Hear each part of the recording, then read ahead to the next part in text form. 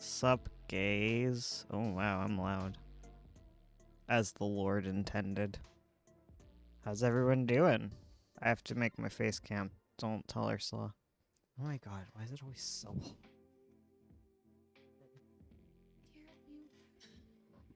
I just need to low down. Me and my boy just being on the ground. Fado. How dare you? Say hello to everyone. How is everyone? I'm just homophobic. Who's homophobic? What? Excuse me. Just as the Lord intended. It's true. Oh, she's on my microphone. Hello. Oh I'm my messing with your gosh. mic settings. You're gonna mess with my camera settings. Yeah, you should. Hashtag lower the camera. Hi, Fado. No. Fado, you gotta look at them, not me. Hi, Hi, Matika. Fado.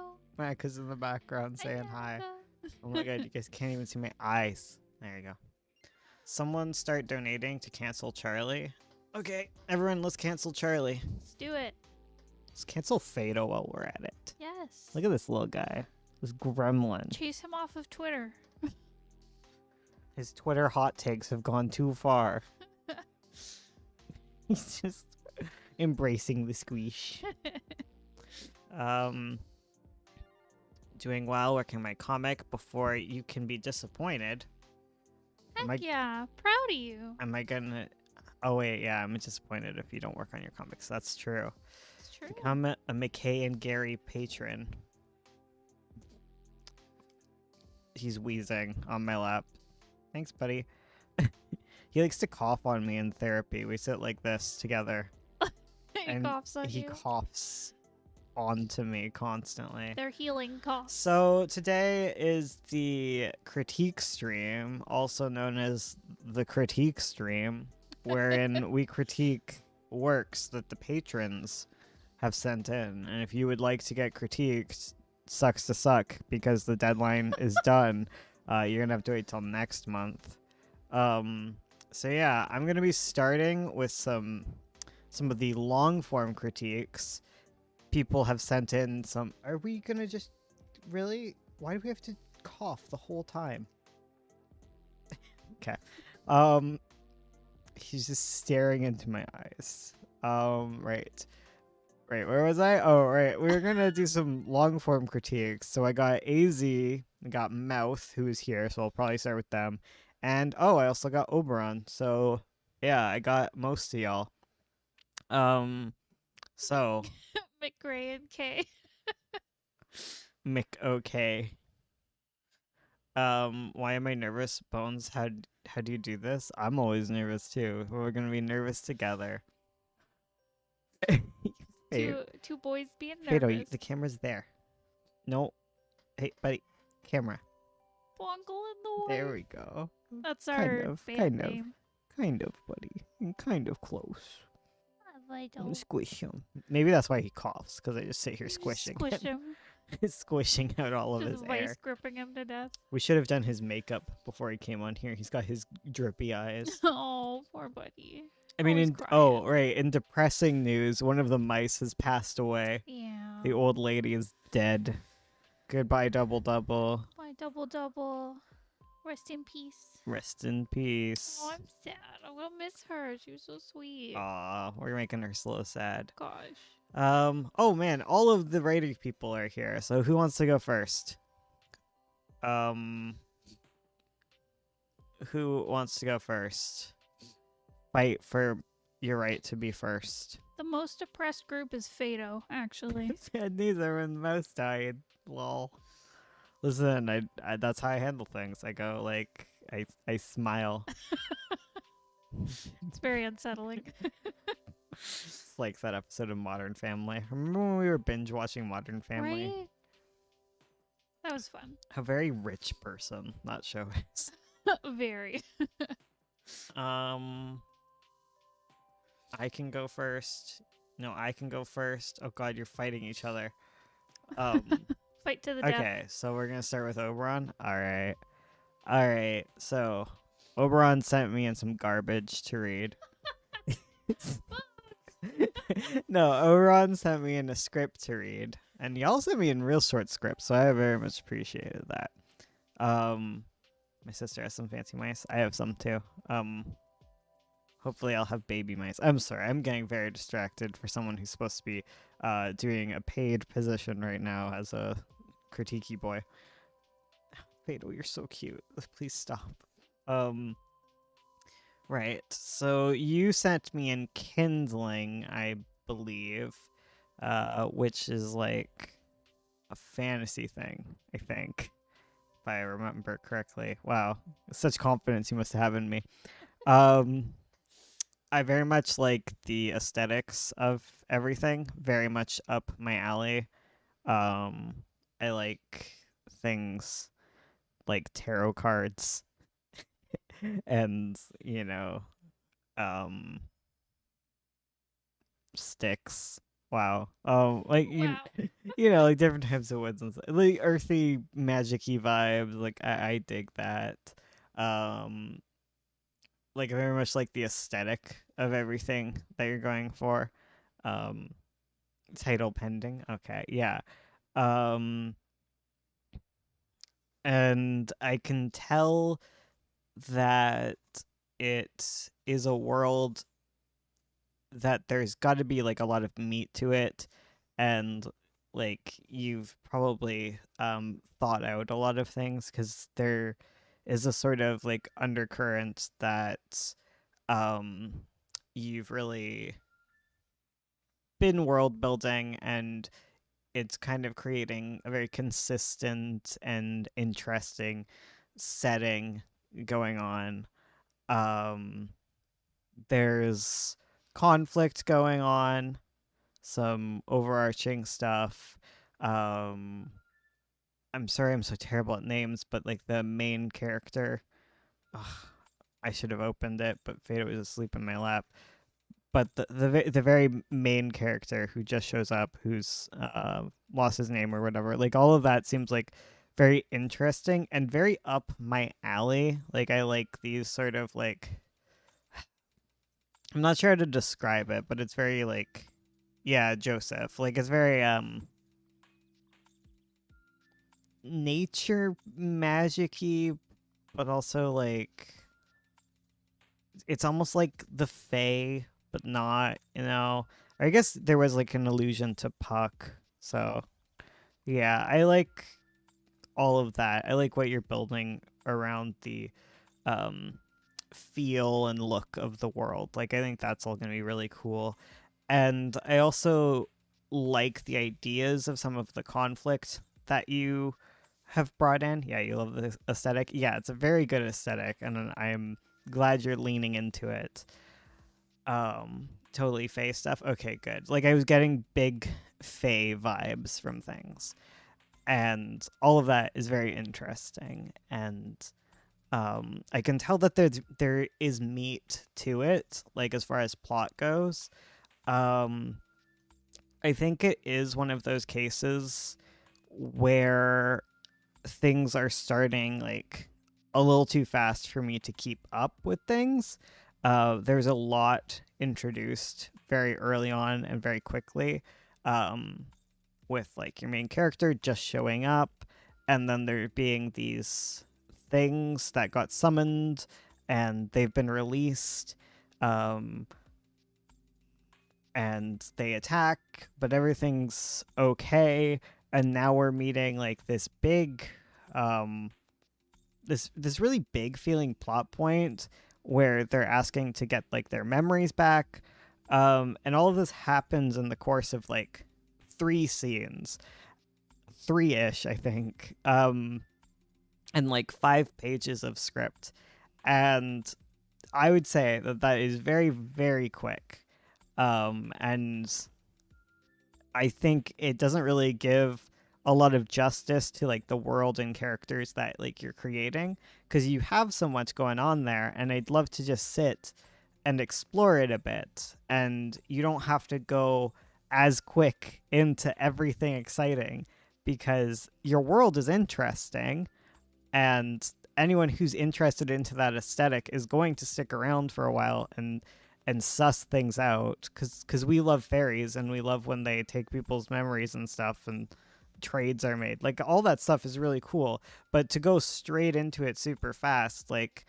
um it's really hard to like gain my footing in the world, like because it's like a school, but I don't really know their ages because there's like alcohol everywhere.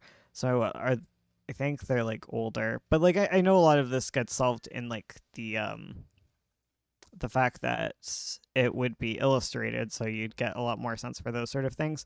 But you'd also lose the sense for other things, like that it's some sort of school setting, and um, why are they here? What are they learning? Where did these people come from? Like how how long has the one guy been there before Joseph? Like it like you'd clue into it being a school because there's mentions of like headmistresses and whatever. But like I want to know more about the setting, and more about the characters before we delve so deeply into things. And the fact that we're approaching this creature about getting memories back before we even really have their teachers, okay, that makes sense. You had a scene of them teaching. I might have missed that because it was very fast. Okay, so they're teachers. Okay, that makes sense.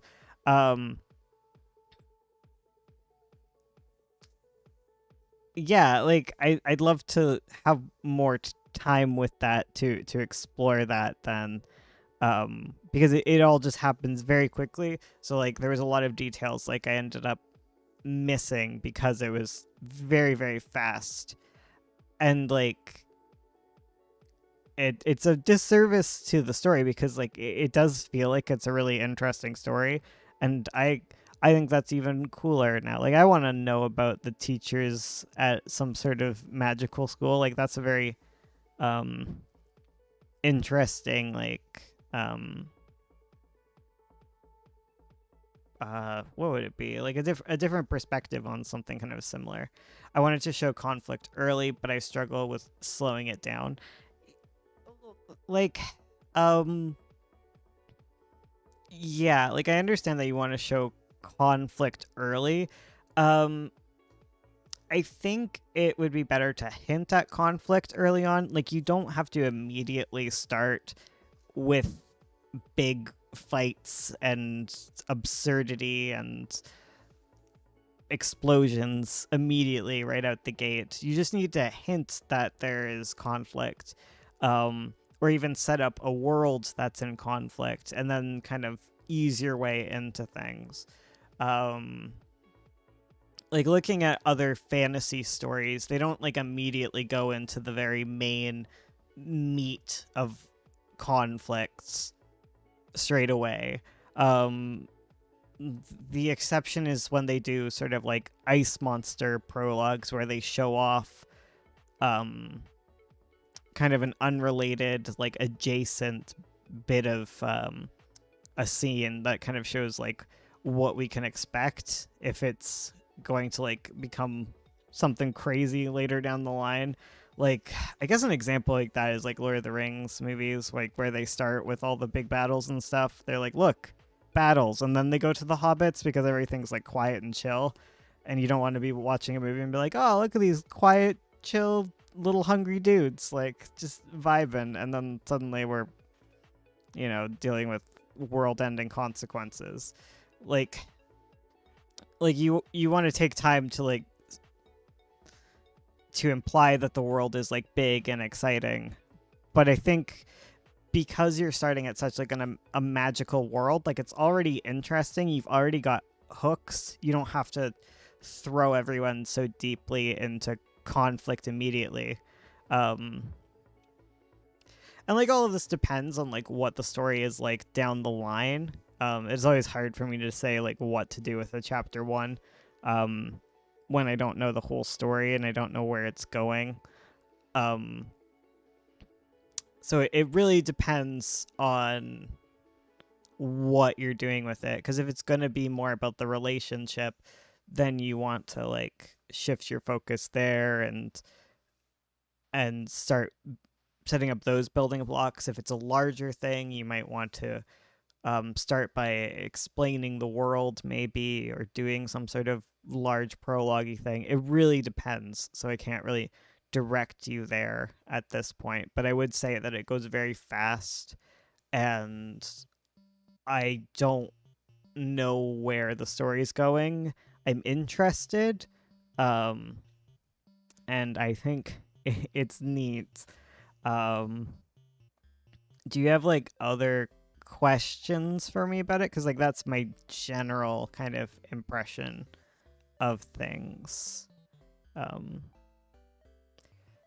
Yeah, because it can be kind of it's kind of difficult when things go very fast, but you're not alone in going very fast. I have found out that y'all fantasy writers like to go super duper quick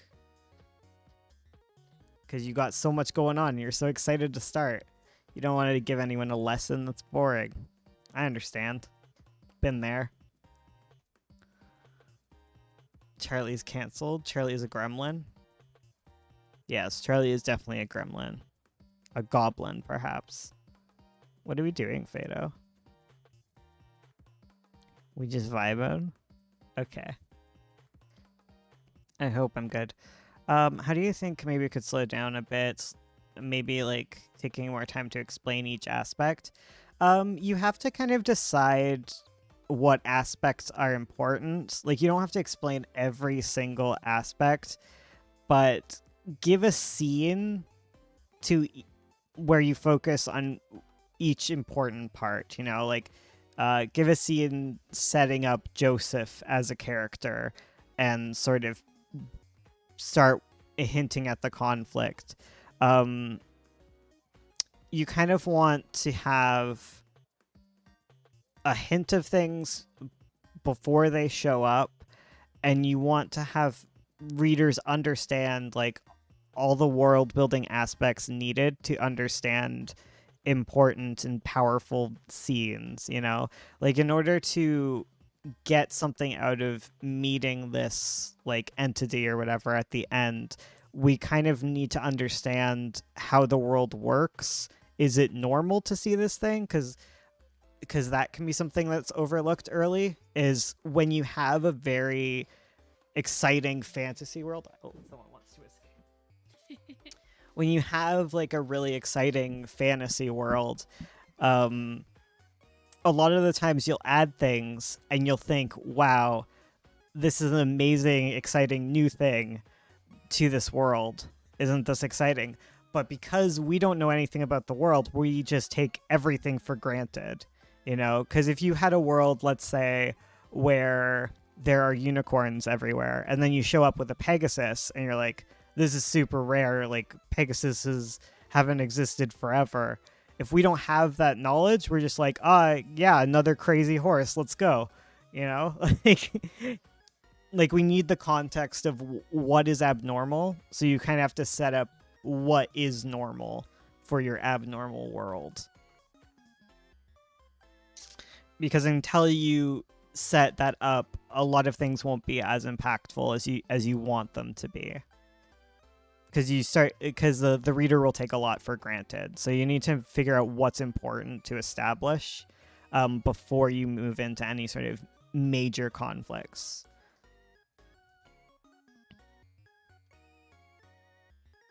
And in the meantime, you can work on conflicts that people do understand, like that can be useful.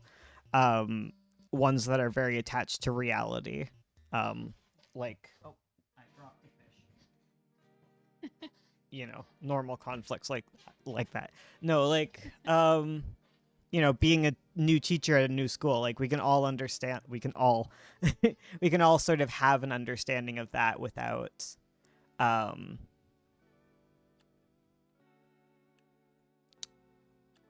it's hard to establish what is normal and what's weird, but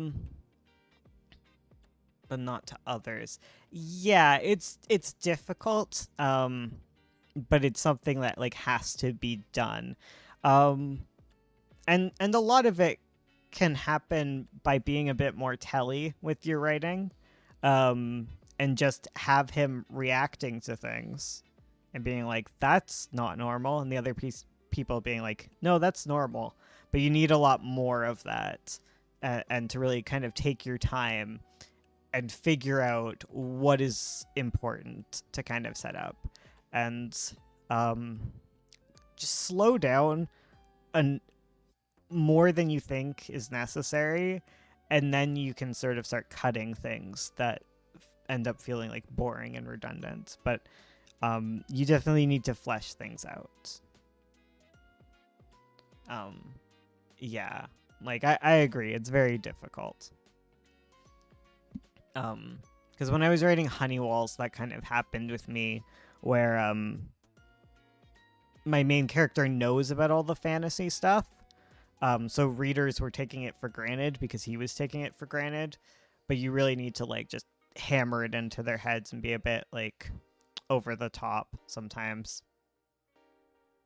Because right now your cards are held very close, so you need to like show them, show them, play with your hand up for a bit.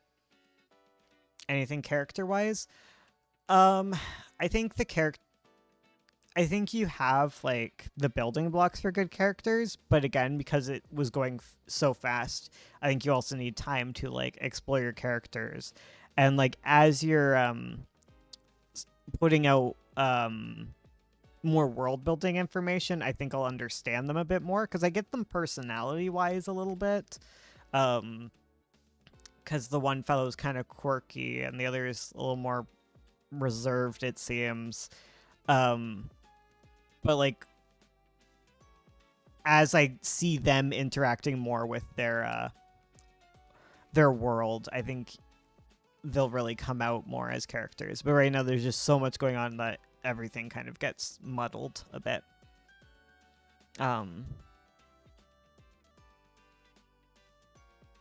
I've judged Fato's genotype. Fato's genotype's easy. Even I know it. Hello.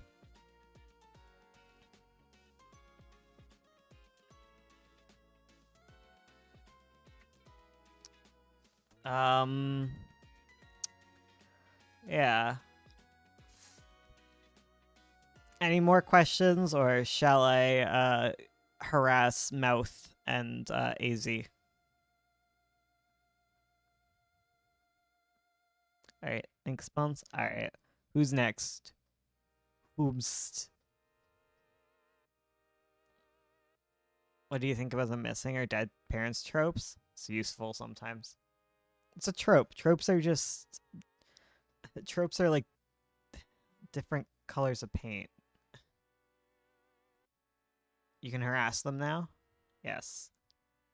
All right. Who do I harass?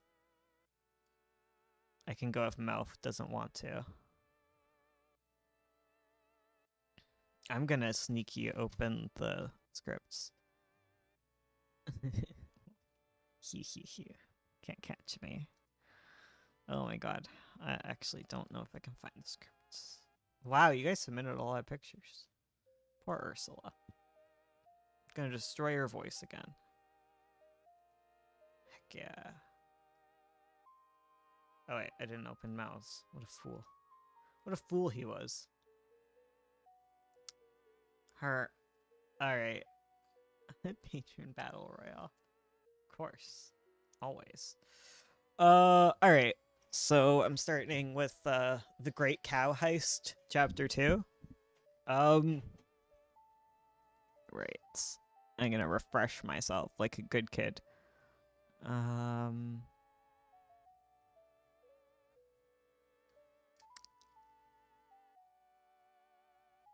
Alright, so we got...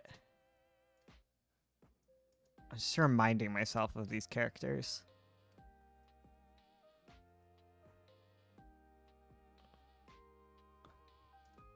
Right, okay.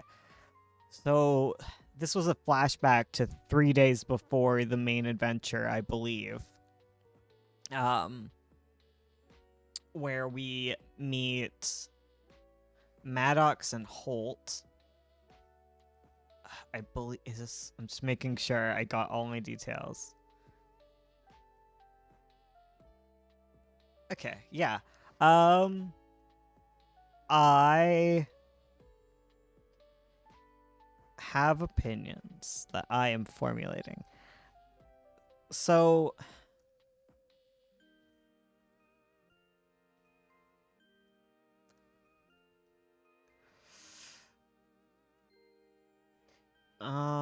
right.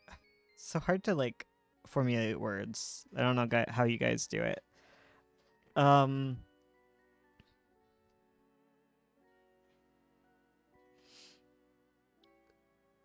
So like your second chapter kind of like continues with the very fun and a little on the absurdist side of things. And it's interesting to see like more of like this kind of world being built. It's very silly. And I enjoyed going to Bat Town. And I am enjoying the world building like a bit more. Like I'm getting used to how things go about. And like I enjoyed seeing these new characters interact. I enjoy meeting another McKay. We're cool.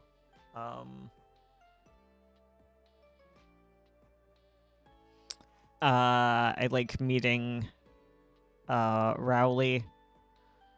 Like you've got a lot of like fun characters that interact really well together. Like I think you do well with just having a bunch of very like heightened personalities having fun and doing a gaff. Named him after you before I was even a patron. Thank you.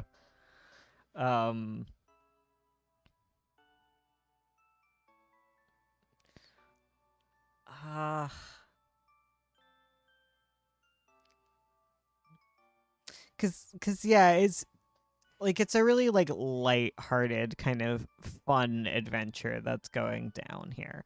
And I liked the Bat Town, and I liked the kind of thing where like they didn't um, initially look up, so they missed all the vampires hanging upside down or whatever. Like I thought that was silly, like but fun. Um and like I enjoy all of this stuff. Um I think like as we're moving into things, it does feel a little bit like um it'd be nice to have a few more like explanations behind um uh like characters and like their backgrounds and motivations, because it is fun to kind of be on the ride with it, like on the ride and just kind of going with whatever happens. um but there is like a structure to your world, and it's silly and fun, but I'd like to see like a little bit more of it and a little less leaning on just like wacky shenanigans and just like kind of going with whatever happens.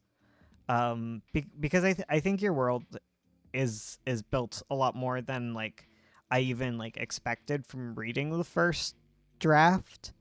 um because there is like some fun in the fact that we kind of take things for granted in this world, where we're like, okay, it's a town with a cow thing going on. Like that's cool. Everyone rides cows. How silly and fun. And oh, there's vampires, and oh, it's a Pegasus and a unicorn or whatever. I forget. Like I know there's a unicorn fella. There's all this silliness, which is really fun. But I think you rely on that like a lot, and I just like a little more like earnestness from the story personally.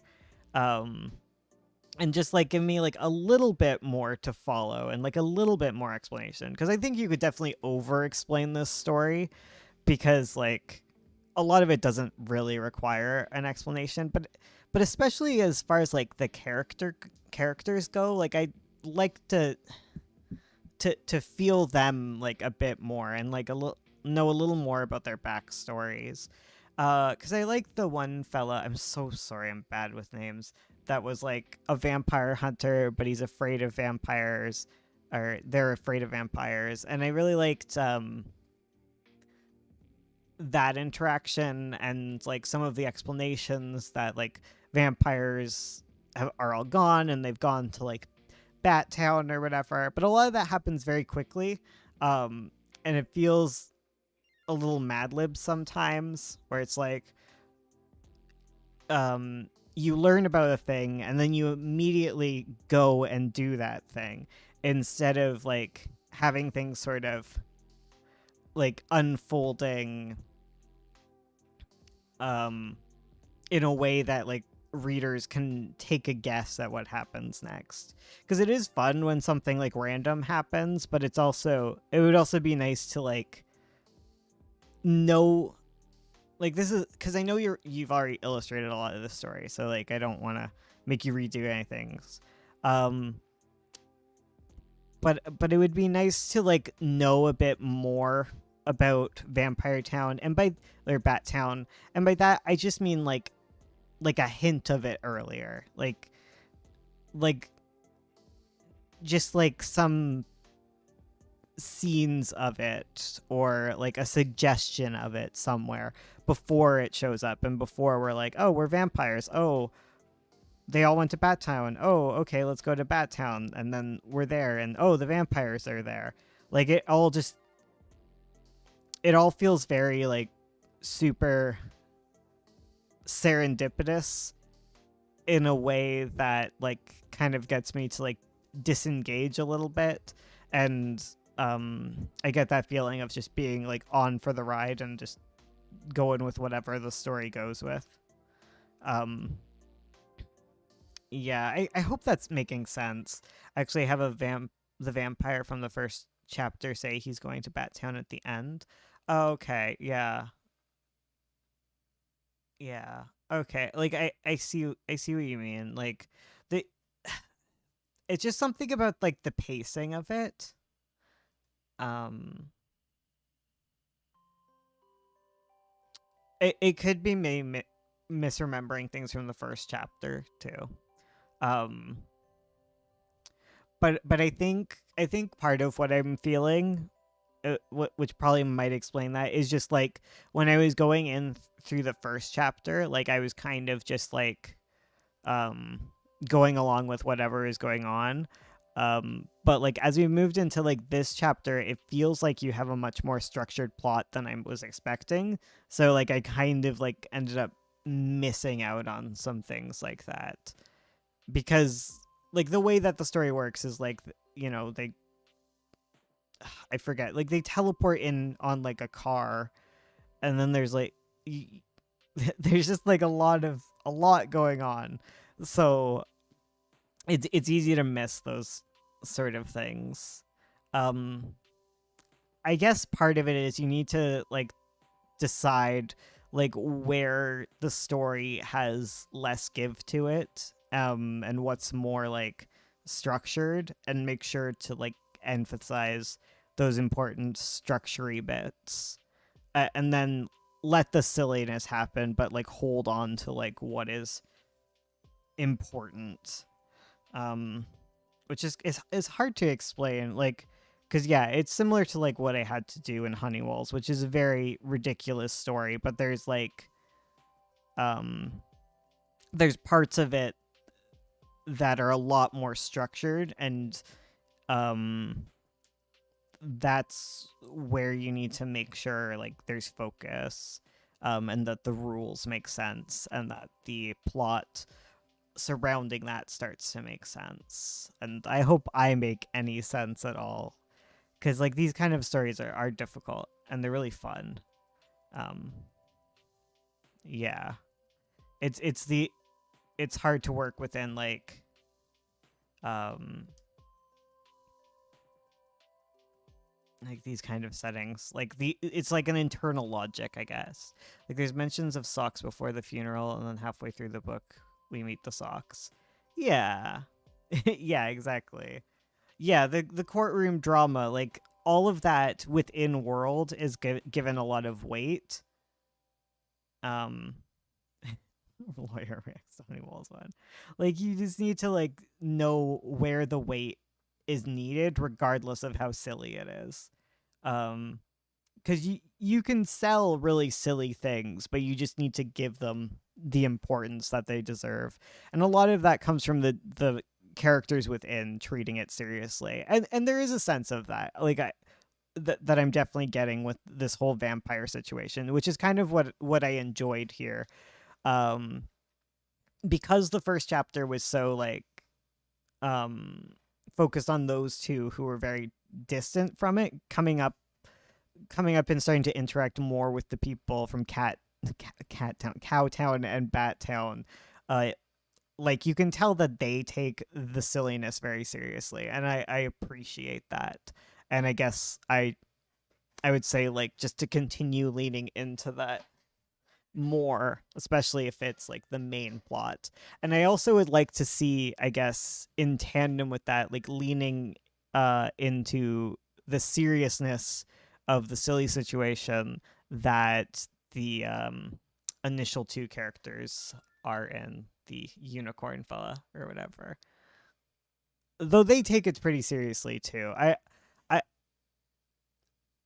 it's very difficult. I'm excited though. I'm interested to see how things continue to play out, and I think that that's part of it. Is like I need to continue seeing where this is going. Um, but I think there's like more meat to the story than I was expecting, which I think is cool on your part. It's a very unique story.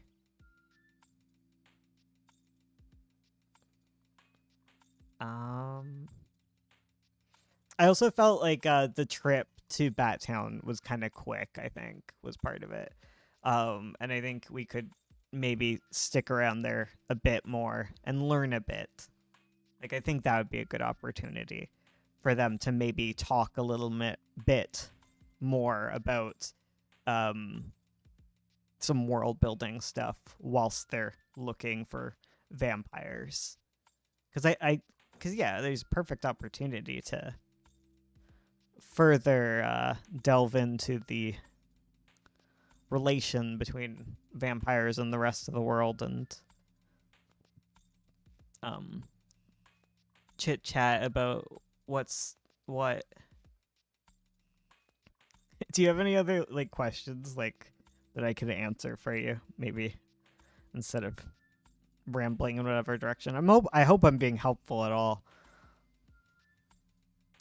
Do you think I can have them talk more about Holt's motivation and why vampires are hated? Yeah, I think that'd be great because like they're going on a little adventure down to Bat Town. Like you got a perfect opportunity for them to chat, and I'd love to hear more. I put questions in the Discord. Oh my god, I'm sorry, I'm so bad. Oh god. Are the characters too similar to Emma and Hayes from the first chapter? They're pretty similar. Like I'm not sure if this was just me because I only skimmed the first chapter and I'm horrible with names. Like literally they just interchange in my head. But I first was confused because I thought they were the original two characters, but then I realized that they weren't. So like there might be like some need to like differentiate them a bit more, but I also know that seeing the characters changes a lot because this is a comic. And parallels between characters aren't necessarily a bad thing, but they were pretty similar, I guess. I know there's differences that I will have trouble articulating, but they are very similar, I would say. Yeah. Does the start of the plot make sense? Is the problem clear? And is there anything I should change? Am I moving too fast? Yeah, so it's like moving a bit too fast, I think. Um, uh,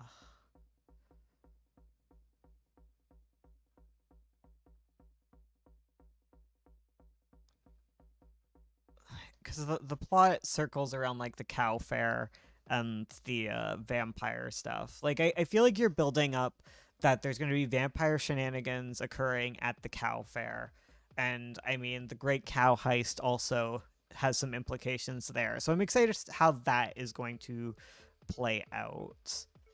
With Cowtown and Battown and vampires and whatnot. So I think that plot is pretty set. I think it's more like the character plots and motivations that go along with it that I am interested in. Emma's the Pegasus one and Hayes is the straight man. I think, yeah, like, I think, they're pretty similar because there is sort of that dynamic.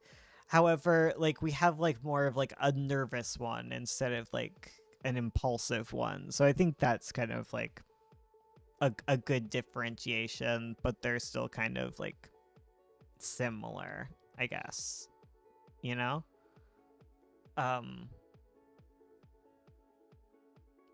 Yeah, like, I want to know. Yeah, spend more time in Battown, I think, would be my suggestion, and learn a bit more. You've never seen my face before. Me neither. Is that good? Was I a good boy? Should I move forward? Mouth.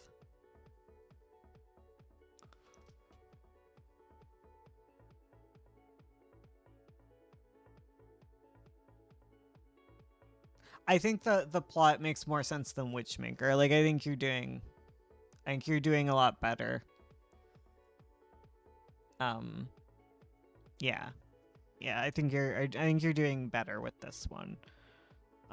Cuz there's a more of a focus, which is good. I just hope it's more comprehensive than the first comic I think I submitted to you. Yeah, you're getting a little more comprehensive. Like, you've definitely improved. I completely forgot about the previous comic you sent me. I'm sorry. I remember it now. But yeah, you're improving, I would say. I can move on to AZ. All right. Ready, AZ? I don't want to start when you're off making mimosas. Okay, you're here. All right, everything's all nicely labeled. I like the things that I usually like. What's in your hand? It is This is a little fish. It feels so weird. It's like a jelly. It's a jello toy. fish. Yeah. It's a little jello, dude. Supposed to fiddle with it, and it's really weird. He's lovely. He's adorable, but it feels weird.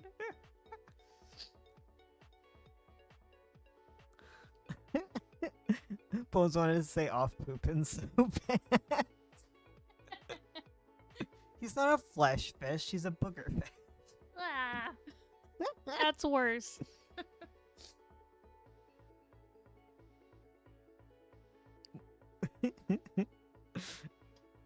Fine, I'll switch. Okay, we got Have you shown them the marshmallow seal one? Yeah, we have a marshmallow seal. It's He looks so adorable. delicious. Right, I want to eat it. He like slow rises. Slow ride. Take it easy. He looks like a steam bun. Okay, right. Okay.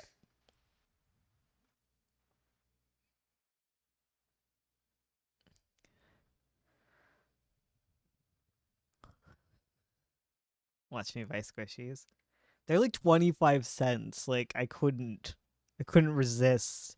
Okay, so this is what I got right now. A little kitty. Okay. That's what I'm fiddling around with. I want to bite him, right? He's so biteable. Okay. Right. So I liked what I liked. As usual, there's lots of good interactions. The characters have good chemistry. I like contemporary-ish kind of. I guess it's not contemporary; it's like historical, but like like real world kind of stuff. Like I like it cool. You're good with characters.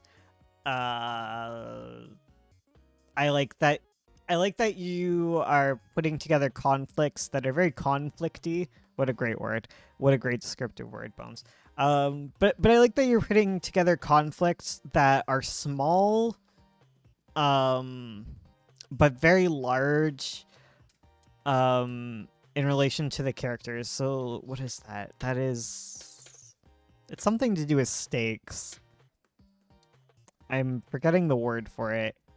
But everything's very personal in a way that makes it feel large without you needing to like blow up an entire city, like those kind of conflicts where it's like you're like, okay, this is like sufficiently conflicty, and there's lots of little ones and lots of little like aspects of these characters that are like coming together to create these like really good personal conflicts that I'm liking how you're weaving them all together. And I like that everything's getting worse in different fun, unique ways all the time. But at the same time, like, it's not in a very melodramatic sort of way. Like, it all makes sense. And I like those kind of, like, subtle things that go down. And I like all of, like, the different character interactions. Because, again, they, like, everything flows together nice. Yeah, it's definitely like meaningful to the characters. And I like these kind of stories like even when you're writing a story where the world blows up, it's much more interesting to focus on like I'm dropping my jello. It's much more interesting to focus on the character impacts of things and to make things very personal. So I think you do a really good job at that. And yeah, like I think character is definitely something you're very strong with. Right.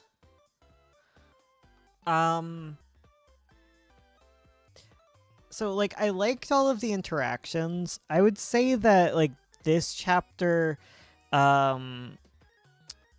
it felt sort of like one of the more like incomplete, like more rough chapters like I've read in a while. Like you were talking about how it might be like too many dialogue heavy like scenes in a row. But the thing is, like, all of your scenes are very dialogue-y focused in general. Like, I don't think that's the problem. I found them very kind of abrupt, and short, honestly. Like, it felt like a lot of, just little short outlines and kind of like a sketch of like what you want to do with the scenes, but they weren't really like fully realized, I think would be the word. Because you have them at the farm, because they're nicely organized, because they're at the farm. And that one was fine, like I don't mind that, but like once you got into the argument section, I found that moved really quick, and it was quite like a big moment, but it felt like it went by very, very quickly. And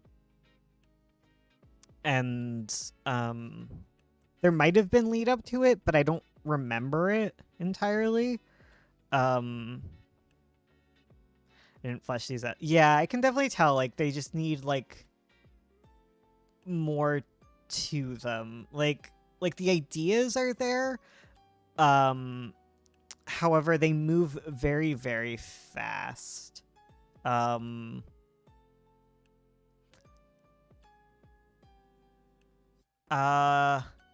like the bar scene was also very quick, very short. And like I liked that they were being cute and stuff, but I think I would have liked to see some more of the plot. And learn a bit more. I liked learning about him. I liked them talking about like his previous job, and I liked the kind of ticking clock element you're looking to add with Des returning to sea at some point and making a decision there. Like I think, like I liked those kind of like plot elements that you're bringing in. Like again, like that was those kind of like subtle but personal plots that are being applied here, which I think are very strong.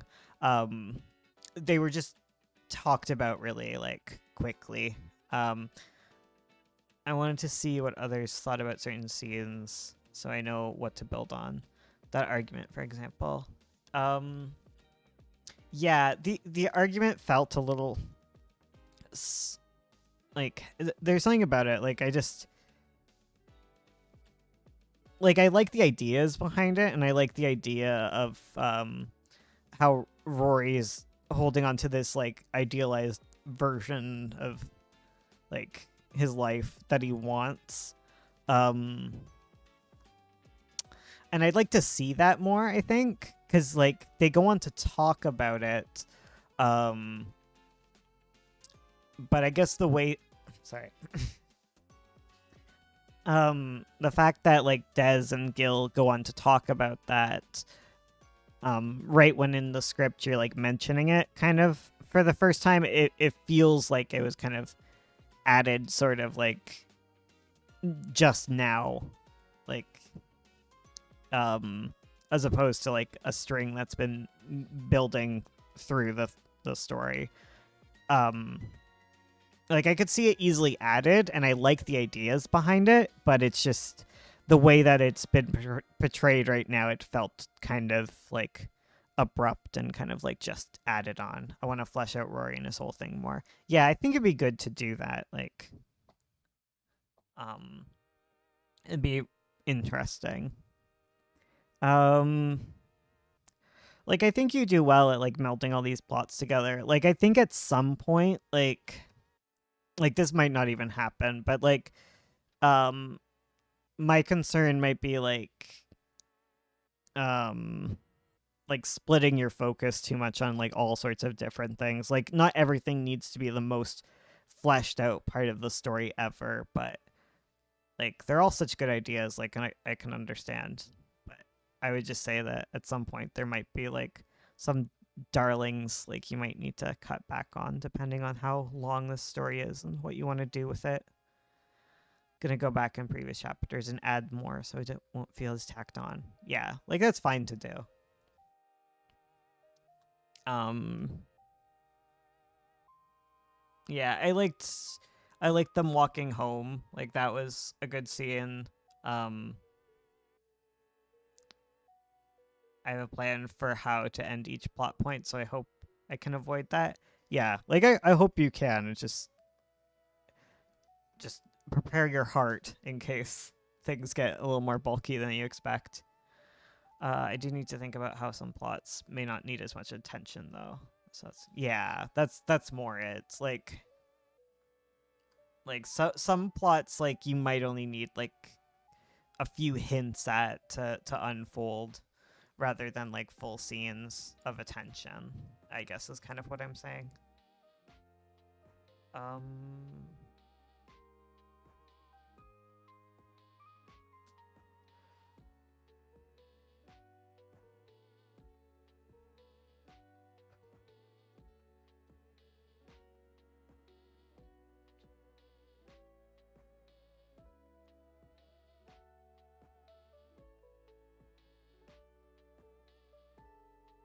uh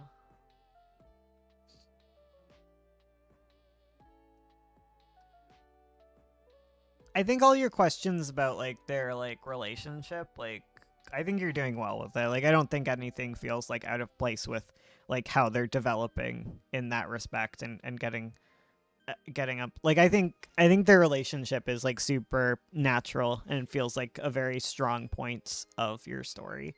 So I wouldn't worry too much about that. Um, when they sort of flirt at the bar and when they get back home, does that feel appropriate for the timeline? Yeah, like it feels all very it, like they have a lot of chemistry, so I can believe like how they're moving along as far as things go. Like you can tell they're very into each other and it's very cute. Yeah.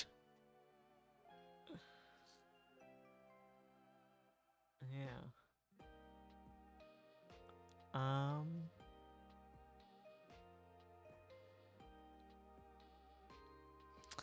all very adorable with a side of conflicts. Good story. Keep at it, my friend. I want cutes. Yes, you're succeeding with the cute. Oh my goodness, I'm just throwing marshmallows everywhere. Quit throwing marshmallows. Does any of the writers have any last questions before I leave you guys forever? He's never coming back, so get them all out. Hey, AZ's done with me. Look at this thing. It's childhood.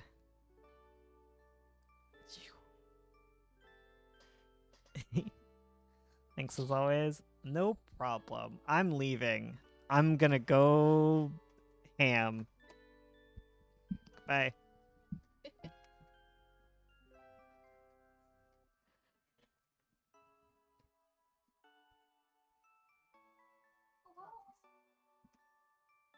Hello? It's my turn.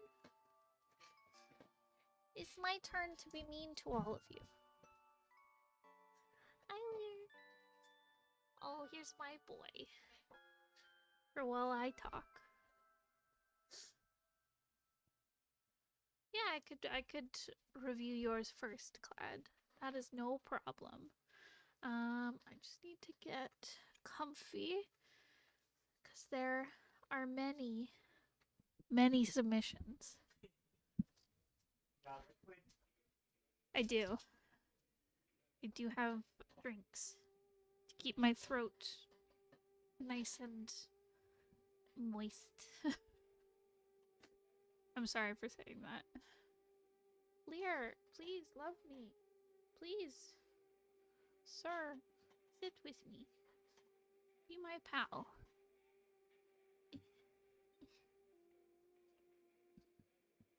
He's upset. I don't know why. I don't know why he would be upset.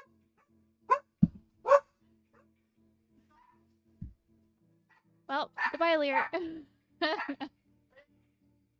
What's happening? A Borf? Okay.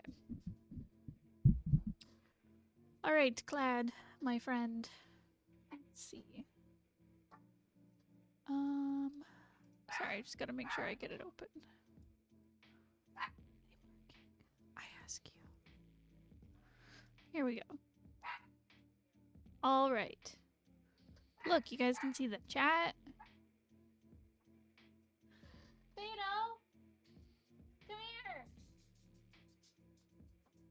Why are you barking? Sorry. Dogs are... They're trying to communicate. They want to give feedback. Angry feedback. Also, I'm so sorry. I'm going to be sniffling through this whole thing. Because my dang medication makes me sniffly. And I tried taking allergy meds to see if it helped. But it didn't. So, I'm stuck with a stuffly nose. Or horrible anxiety. Those are the two choices I have. I always appreciate your little goblins. Are you talking to Clad or are you talking about my dogs? Either is acceptable. I'm also sniffly hay fever. Oh no. Oh. Hay fever is terrible. Okay, let's get into this.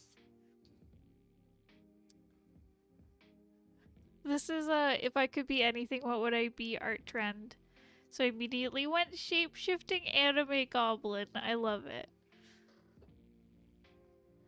I wanted the silhouette of the waist contrasting the hips and the shoulders, but had to sacrifice layering, because a lot of fabric would bunch up and cover the body shape. I would like some critique on the character design, how to make a snazzy outfit without covering them, and any general critique. Okay. So I would say...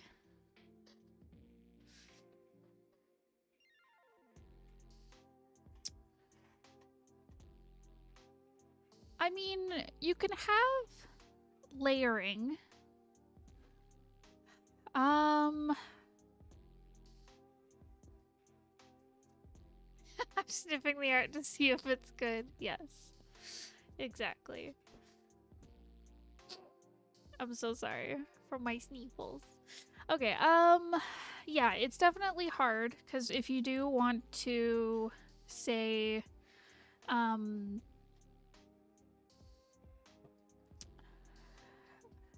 yeah, if you want to show, like, the body shape, but also have layered clothing, it might help to...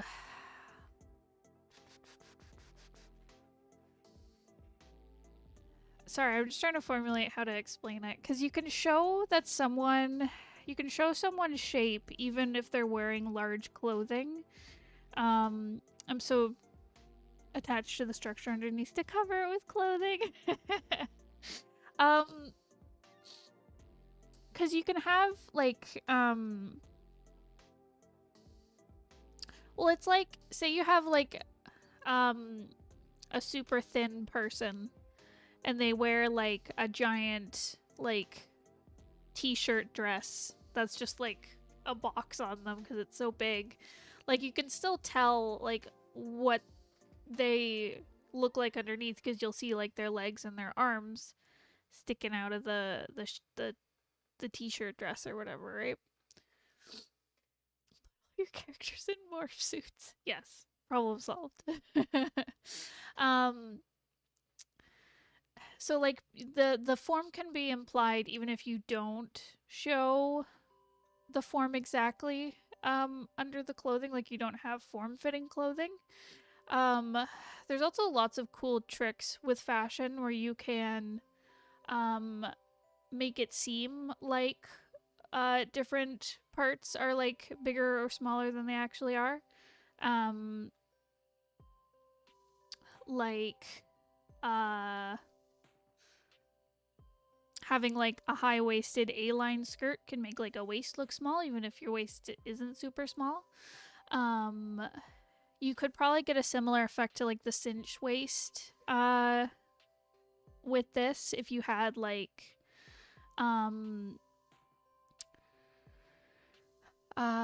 something kind of puffy on top or something really wide on top, like I don't know, a crop top or something with then like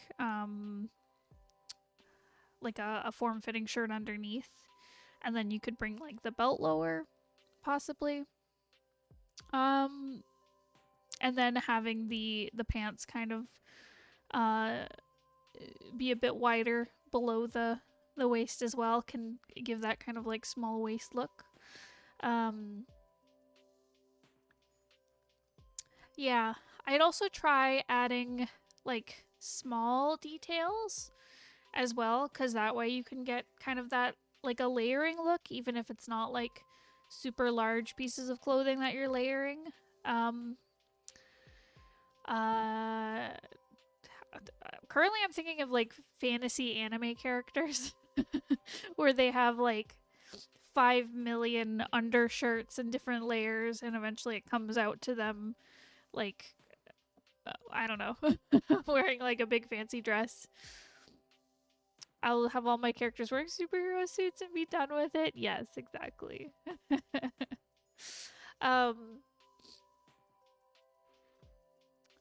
Yeah, I feel like I'd have to like dig up some examples of what I'm thinking. Let me see if there's like a character. Oh shoot. Maybe there's a character I can think of off the top of my head. I've always been terrible with accessorizing. I wear a sweater. I'm a sweater and jeans type of goblin. I mean, same. Hold on. I'm gonna do a quick search and see if I can find anything interesting. You unplugged me? Okay. I was like, what are you doing, sir? Messing with my microphone. No, headphones. Oh, headphones. My goodness.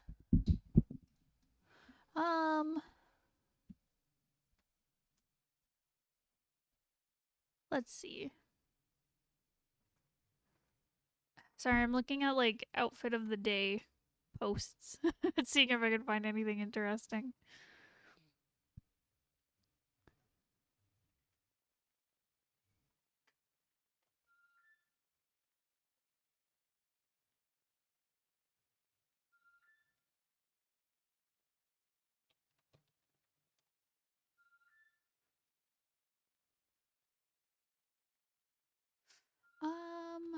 It's hard. None of these are like high waisted. Gosh dang it. Where are my high waisted friends at? Hello?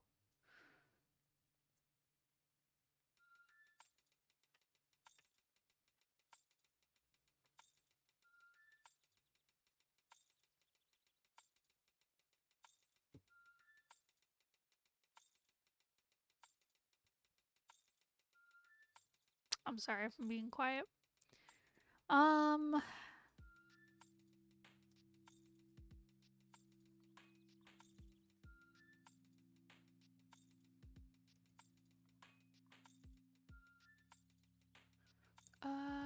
Sorry, I'm just grabbing an image here.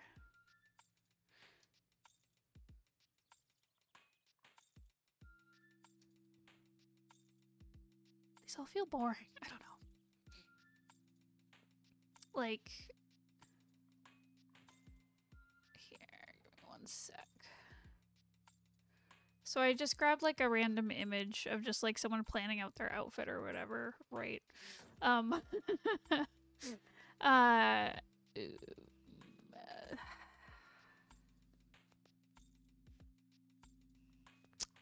man, I feel like I was going somewhere with this, but I've completely thrown myself off track. Basically, like it helps to go look at some ideas for layering and stuff. Like this second one here has like there's like a blazer underneath, and then like not a blazer. What am I talking about? A collared shirt underneath, and then there's like a sweater on top. You can do things like layering sweaters and stuff over, using scarves, necklaces. Yeah, try layering things like having, say, like a form-fitting like shirt underneath with maybe something looser on top. I wish I could think of like a more fantasy example. Maybe like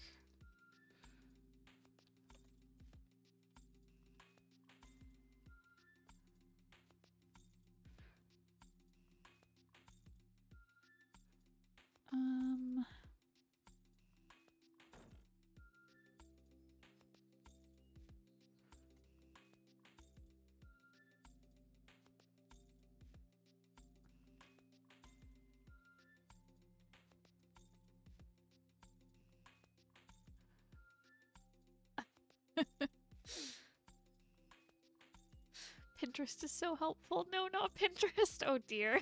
What am I thinking of?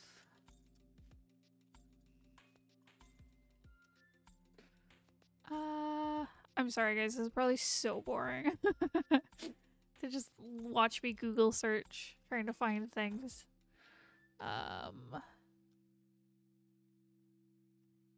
Oh, this might help.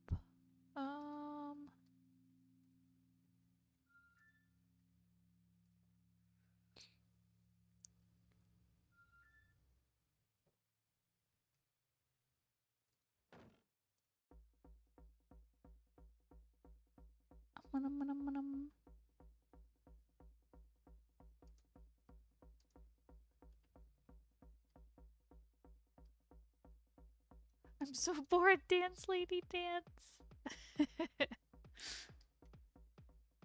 Let's see.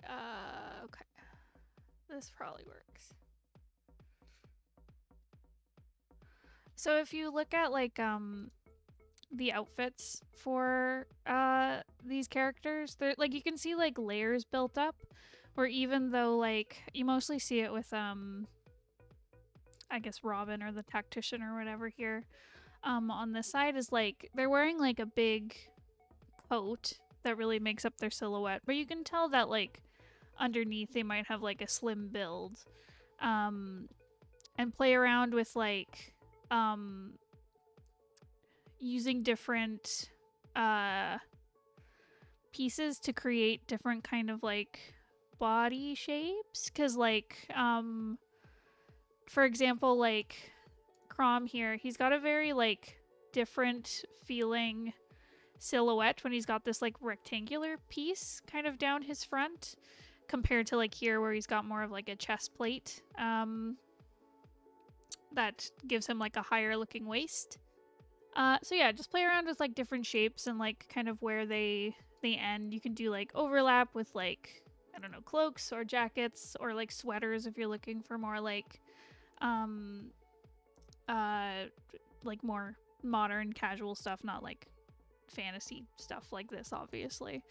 But yeah, but I definitely recommend like just like checking out different outfits and seeing what works. But I think you did a cute job with the outfit in this anyways. So anyways, I'm off my tangent here. But yeah, but don't worry too much about covering up the body shape.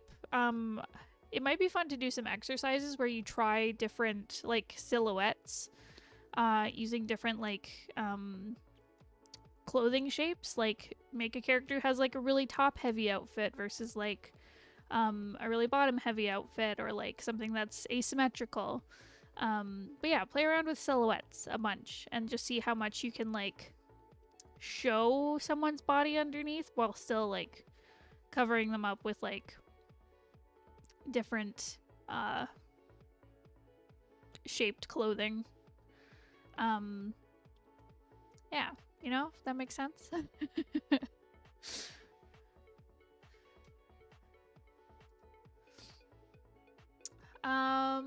Okay.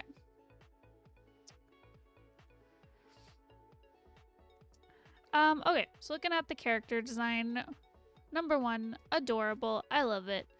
I like the yellow you've used as like to really make things pop. Like I like the yellow, and like it's like yellowy gold colors you've gone for. Maybe do an outfit of the day challenge for myself. Oh, that would be adorable. Drawing characters in different clothing and like make sure it still like fits their personality. Make it more natural to think about what they wear. Yeah, totally. Like just try a whole bunch of different outfits and see if you can make it like completely different items, like flatter their body type and stuff like that. That would be a really fun challenge. Anyways, I really like the gold you've used, because I see it on like the freckles, and the eyes and the shorts, and then even on the laces and stuff. I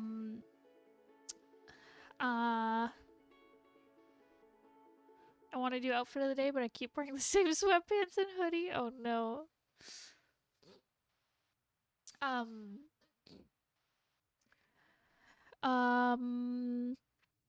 But yeah, I love the little through line of the yellow gold color.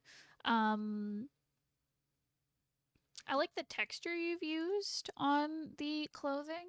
Let's see if I can close up. But I like how you've got this like cross hatching pattern that makes it feel like a knit texture going on, and then I like how it's like bigger on the pants that feels like a more kind of like canvasy texture. Maybe not canvas, but like a little more of like a rougher texture, which is cool.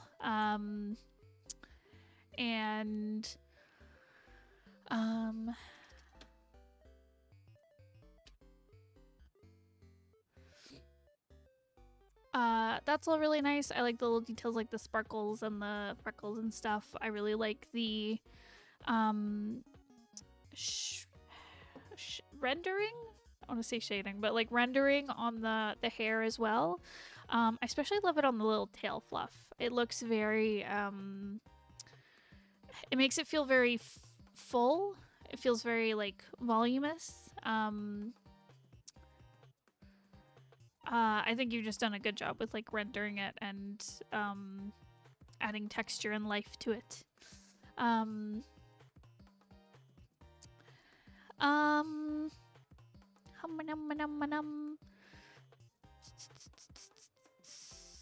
I like the mismatched socks. The sock length. Very good.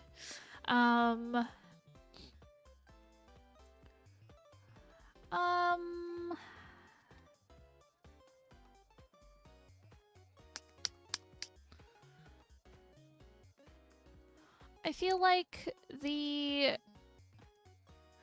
green of the sweater could be like brought elsewhere a little bit. Like it's not like it's a color that doesn't like go well with like the blue and the kind of purpley and gold stuff.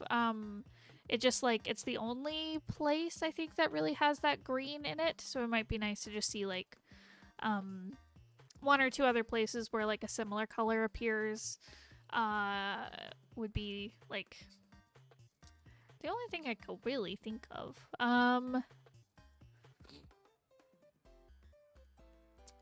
But yeah, otherwise I think you've done a very good job. I like how you've done the leg muscles. Like I like how even though it's not super detailed, like I like your little line here to show the calf muscle. like the shadow under the knees. It's just nice. It adds some nice volume and shape.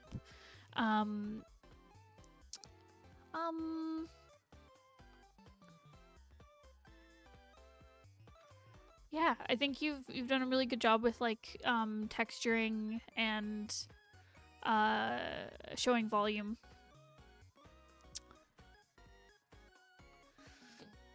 Maybe the shoes, like an accent on the shoes. Yeah, that might work just to bring it in like a little bit more. Hum hum hum.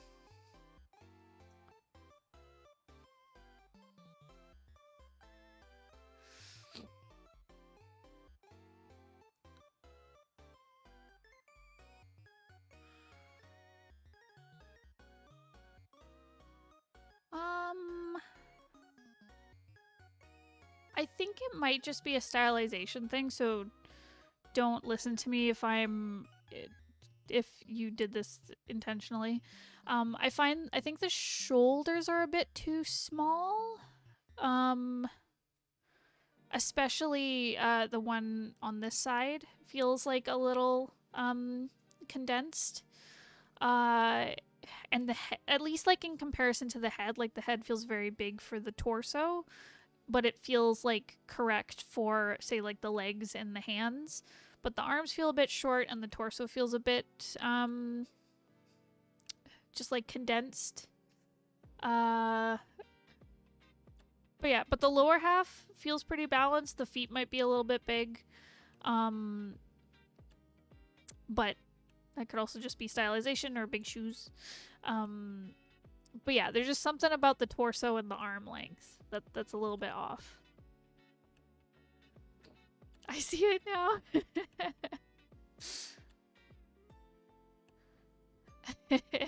I need someone to put me off my high horse. Oh dear. But yeah, I think it's just there's something with the torso. It's a little bit small or smushed, not quite sure. But yeah, otherwise it feels very good. Feels nice and balanced. Yeah, I think you've done a really cool job with like kind of subtle shadows that are like pretty high contrast, like on the hands and like on the legs and stuff. Like you've just put enough detail to show the forms, which I think is really cool. Flip the canvas, kids. Exactly. Flipping your canvas is a really great tool because you see all of the mistakes you made. So always flip and check how it's looking and then flip it back. Can I get next? Sure. Okay, Clyde, do you have any other questions on this one? I think overall you did a really fantastic job. Super cute character design.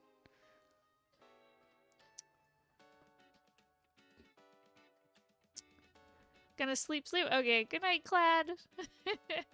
Thanks for coming. Okay, I can close this. All right, Ace. You're next. It looks wonky without the flip curl. No. Believe in yourself. Okay. All right. Let's see. So the first one. More comic characters. This is Morgan. She's a demon who possesses a pop star. Oh, poses as a pop star. Sorry, not possesses a pop star. I like both of them. Thoughts on the shading, pose, expression, general style, and overall design.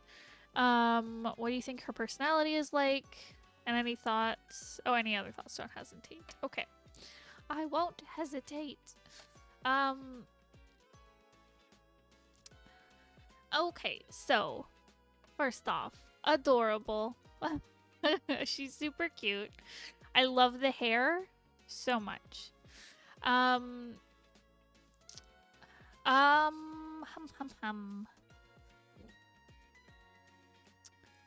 Sorry.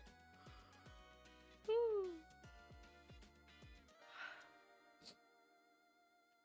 Yeah, so I love the colors. I love the pinky purple kind of contrasted with the lime, not lime green, but like that kind of yellowy green. I think it works really nice.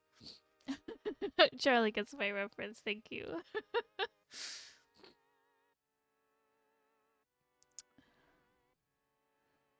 Wait, I'm waiting for the Darius List apps that tells us to stop comic jumping and make 100 more OC. Oh, and making 100 more OCs. Yes, I will fight you if you start another comic or make any new OCs. You've all made enough.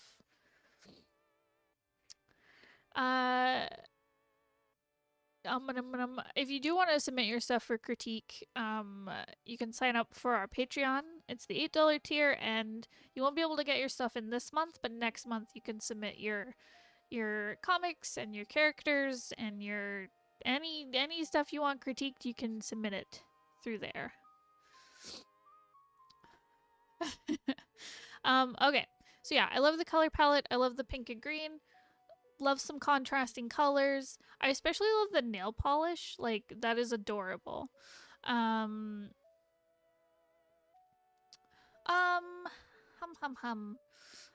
really like the pose. I like how you've added a lot of movement through like the clothing and the hair, and the posing. That's really great. I love the eyes. There's something about her eyes that is like super cute. Yeah, the proportions are they all look pretty good.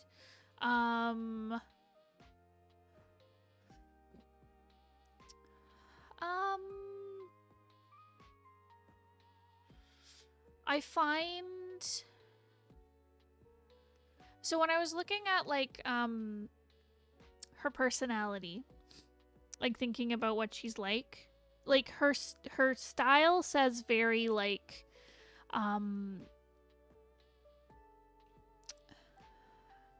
she definitely looks like dresses like a pop star. She seems very like energetic. I feel like not punk, but like, well, kind of punk, but like what am I thinking of? Like dramatic, I guess. Like very like I'm cute and I know it kind of thing.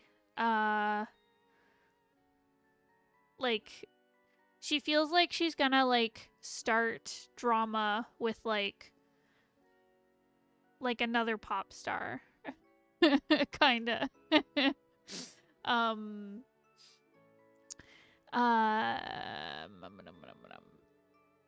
But yeah, but the thing that feels like off is she has this very like cute looking persona.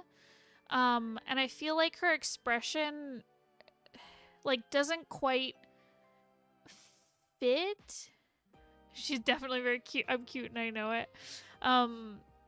Well, her expression is like she looks worried. I think it has to do with just the eyebrows and the fact that she's like looking away and stuff. Where like if I just look at like her, like if I cover up like her mouth, she looks kind of worried. And like up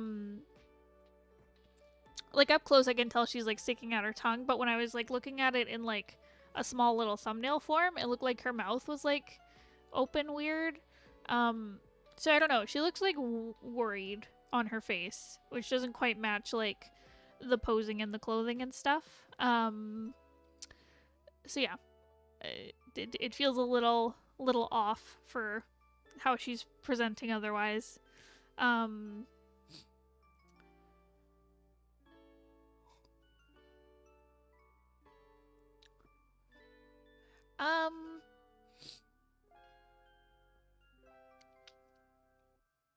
She also looks very tired with the little lines under her eyes.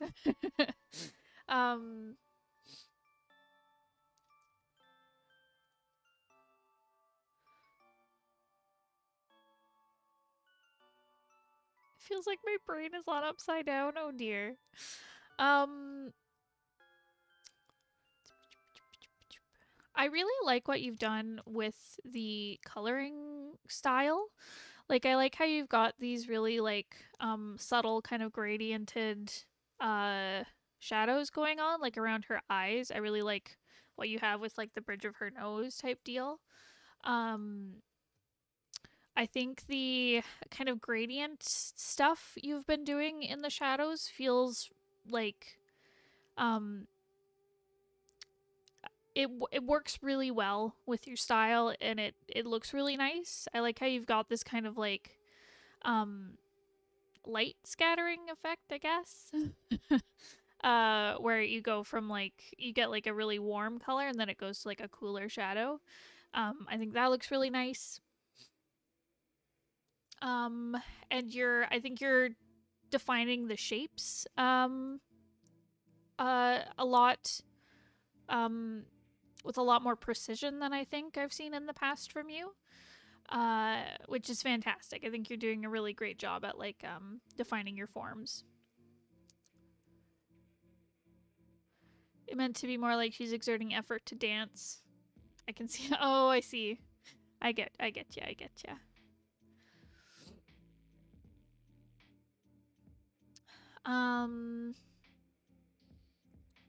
But yeah, I think you're doing a really great job with like your shading and your color work. Um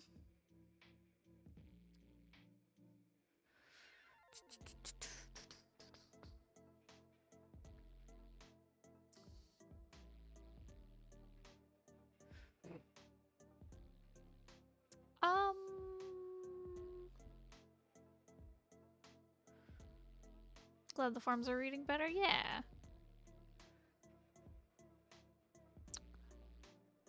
I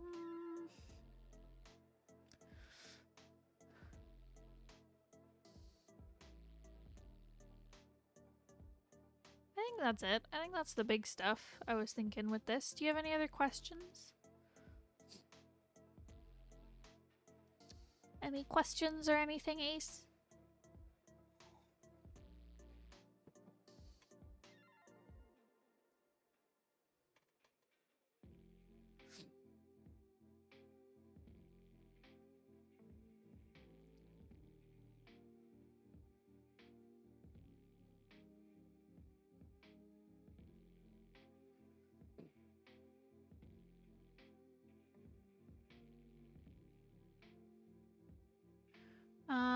I'll move on to the next one and let me know if you have any other questions on this one. Probably good for this one? Okay, awesome. The next one is the comic's main character, Hyacinth. I've shared earlier versions of her before. She's a human girl who used to be a god. She doesn't know that at the start of the story. I like feedback on the same stuff as Morgan: shading, pose, expression, style, character design, and personality vibes. So looking at her personality, she seems very sweet. She seems very innocent. And cheerful. I think. Optimistic.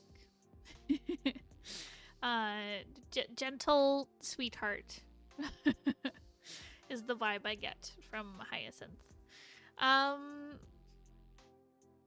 I really like the subtle background you have going on, where you've got this like thick outline for like the window and door and bricks and stuff. It's really cute. I think it works really well with your style, which is very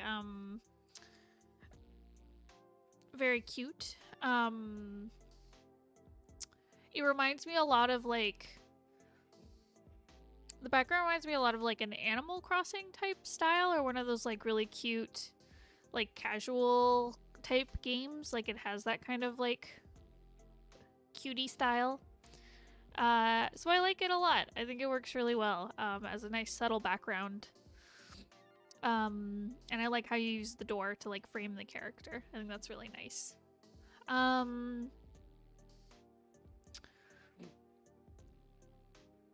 One thing I'd be careful with, though, it's a really minor thing. The way her foot is placed on the ground, the way it's like above the bottom of this line, it looks like she's like right up against the stair instead of like standing in front of it. So I would just recommend like just from the angle she's at and the way the background looks, I just move her foot down or move the stair up so that the bottom of her foot is below the bottom of this line for the stairway. If that makes sense. Yeah, it's very Sanrio. Um,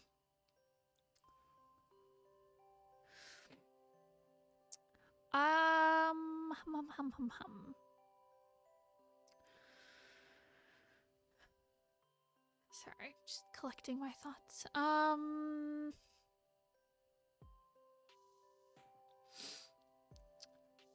With her, I think overall,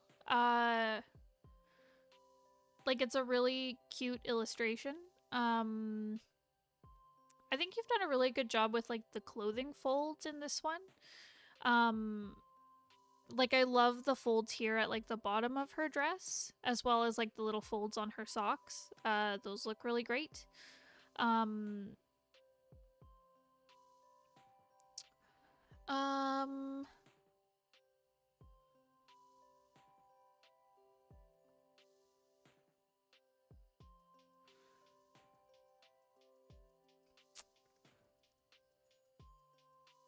I do think there's something a little weird going on with her hand here. I think it's just like proportioning between like the finger and then like the side of her hand feels a bit off.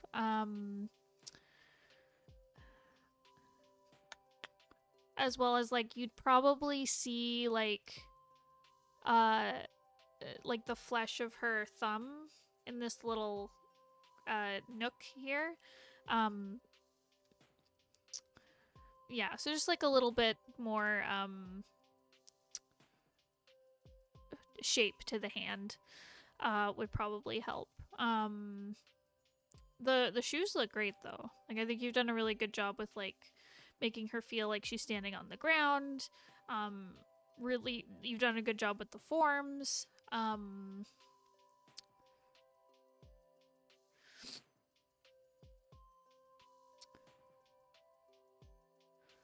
For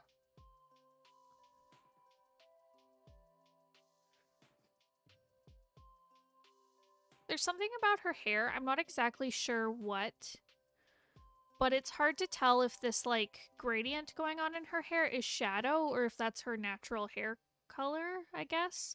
Like if she has like an ombre in her hair. Um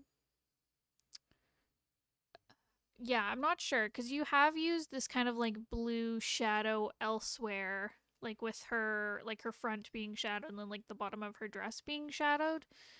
So it's hard to tell if like this shadow on her hair is supposed to be like shadow or like her hair color.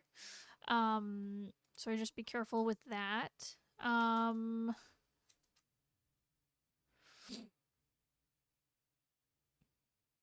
It's meant to be shadow. Oh, okay.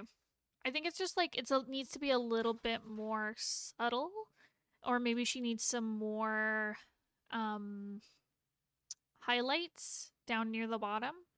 Because even if she'd have shadow on her hair, it would probably be more she'd still have some more of the kind of like honey color coming through on different locks, even if like the bottom of her hair is shadowed.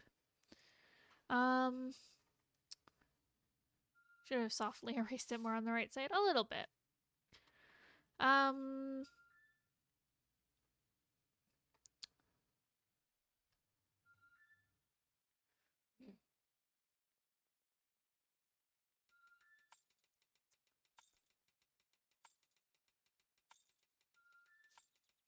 um,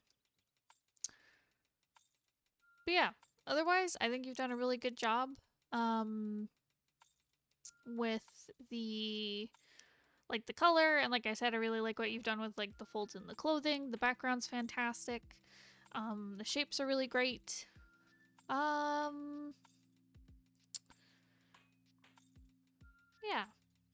I think that's it.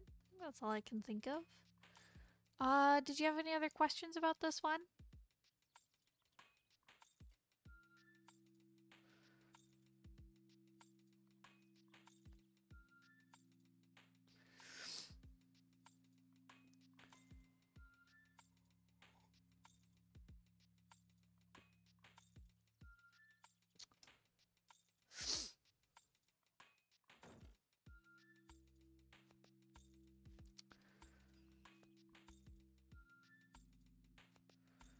Actually, while I'm thinking about it, I think there's something with her hair where now I know in the past I've been like, go more like higher contrast.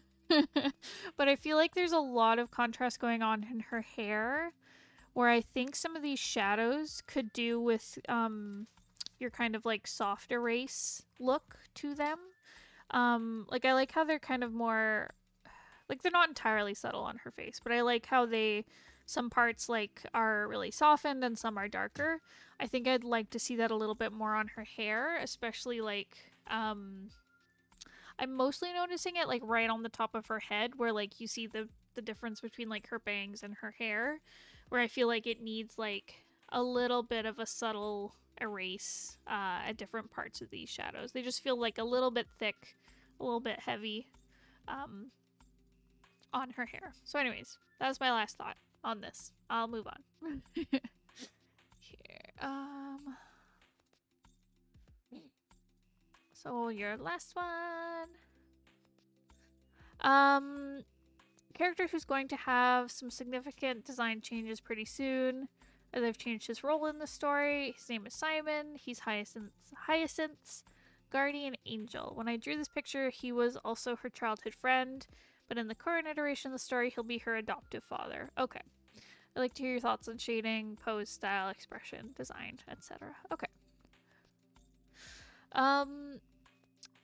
Personality-wise, he looks kind of spacey. He looks kind of ditzy. kind of in a daze.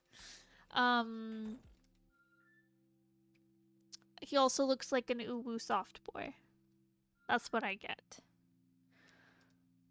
I like how there's little hearts in his eyes. That's how I want to be.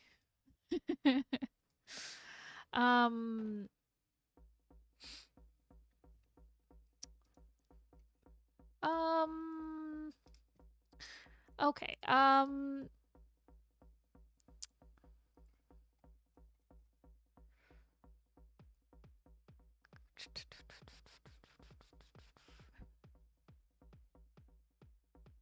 Coloring wise, his the colors are very tight.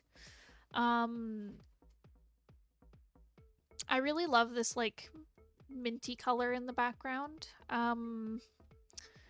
I think it works really nicely with the colors you've chosen for him.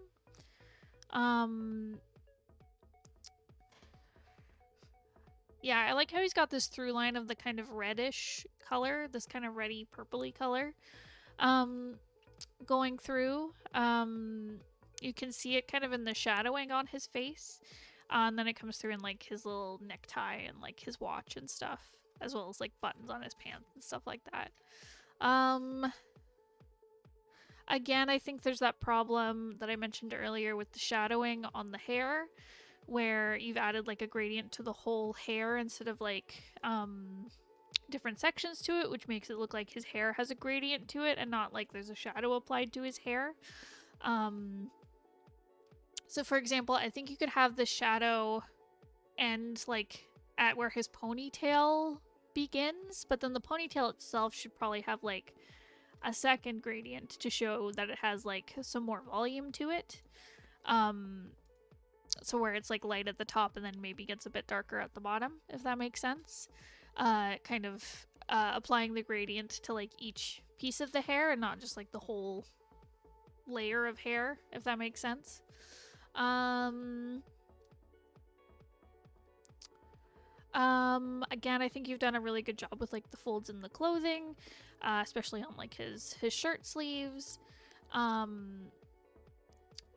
I think you're also doing a really good job of like having different pieces interact together. So for example, like him pulling up his sleeve and like the ponytail resting on his shoulder. I think you're again using little things like that to give like shape information, which is great. More aware of the hair shading. Okay, awesome.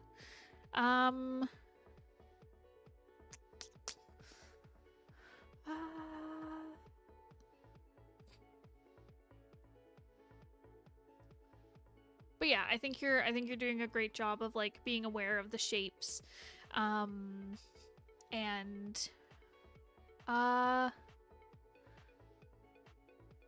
yeah, I really like the kind of subtle gradients you have going on like the shirt. And within the hair and the face and like his arms and legs and stuff. You've done a good job with the shading. I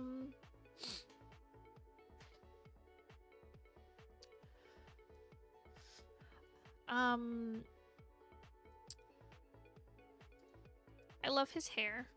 It reminds me of Angel's wings. I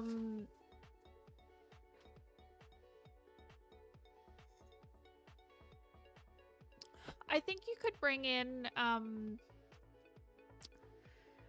I think the shapes could be finessed a little bit in like the next iteration of his design. Because I feel like you've really got something going on with his hair here, the way it kind of like flips out like a feathery type look to it. And there's a little bit of that in like his necktie, but like kind of leaning into that shape and really echoing it throughout his design would really help. Just kind of just accentuate his fluffy angeliness, if that makes sense. Make him feel more of a soft boy. I think you could have fun with it. Like you could add like little lacy bits or like little embroidery to his shirts, stuff like that. Adding something with more ruffles, for example, or something with like feathery layers to it. I'm not sure. Totally up to you.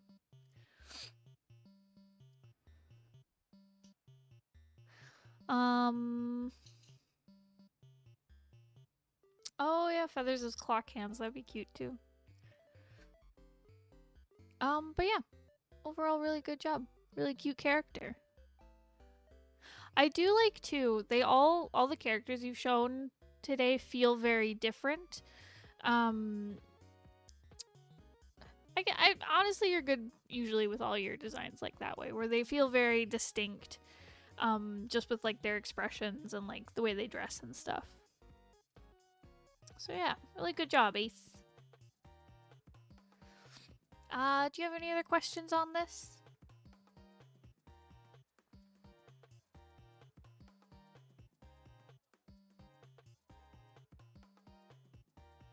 Also, if he's gonna have heart eyes, there better be some more hearts in his design elsewhere, because it's adorable. Give him little heart buttons on his shirt, please. Please and thank you. Alright. While Ace thinks about if they have any other questions, does anyone else who wants to go next? Sorry. Who would like to go next? I see Battlebox and Kuro. Which one of you wants to fight it out for the next spot? What kind of vibes the style has as a whole? He seems very... He does seem like he comes from... Sorry, by the style, do you mean like his style or your art style? Little hearts as hair shines? That would also be adorable.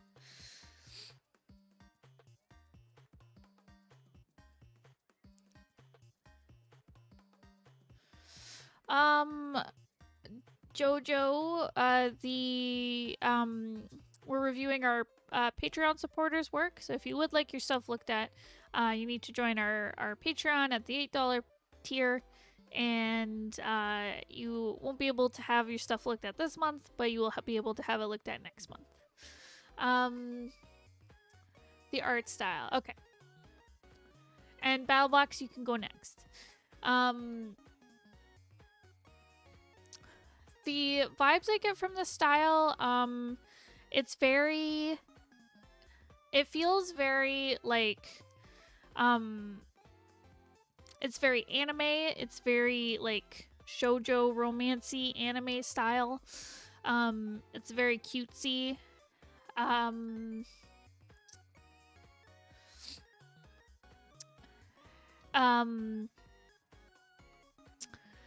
It feels a lot like clamp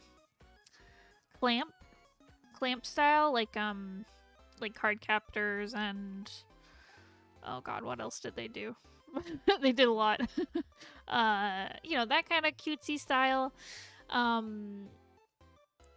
Where yeah, everything feels very like shiny and bubbly. Does that make sense?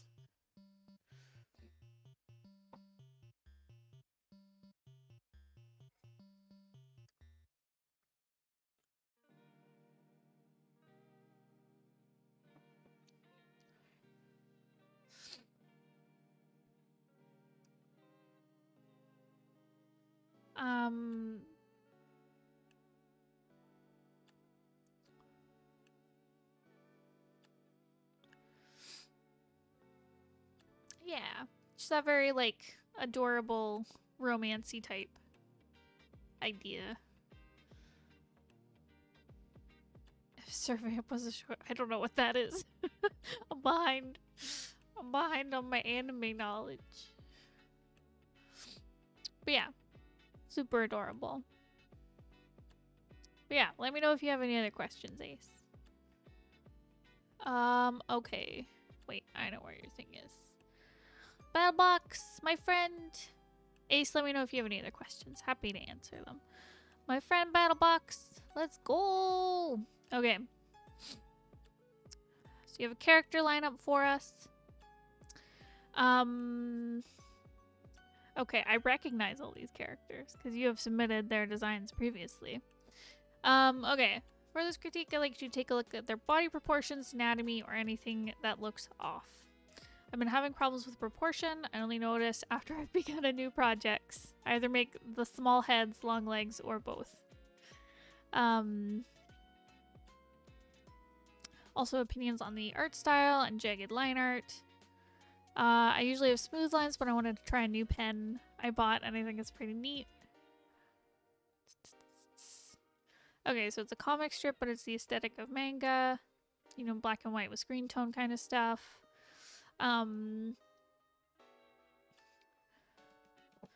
Okay, you're doing color, but only on panels that have emotion. Or things that are important. Interesting. I'm intrigued. Okay. Awesome. Okay, so anatomy proportion-wise.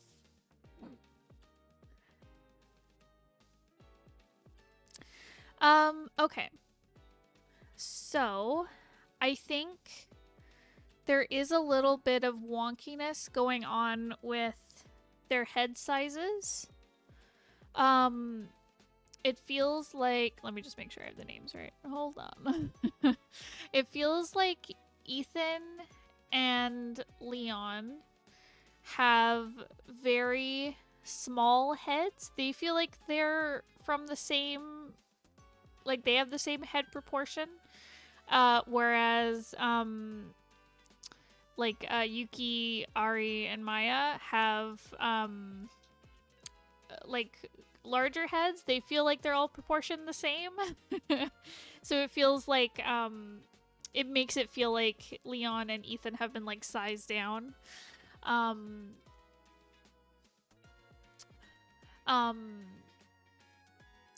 Yeah, they feel like they've been like shrunk a little bit. Listen, I do this all the time. Bones took my character designs for 9 Point that I'd done all separately, and he put them in a lineup, and they would just, their head sizes were all over the place. So don't worry. I do this too.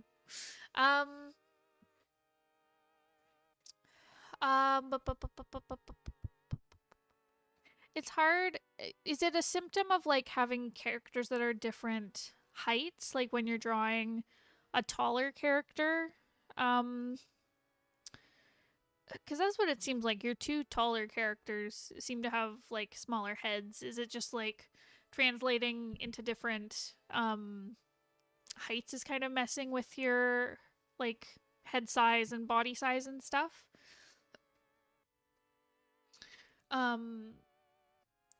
Because it might help to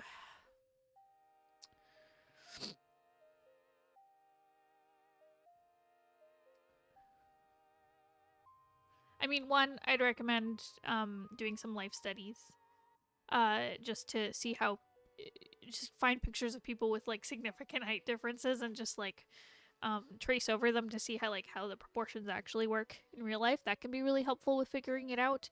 I'd also recommend maybe like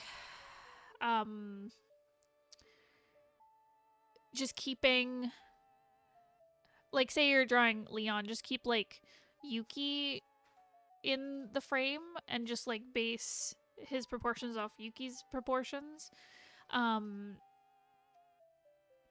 then just like try and keep things as like similar as possible, like size wise, I guess, while still making Leon taller.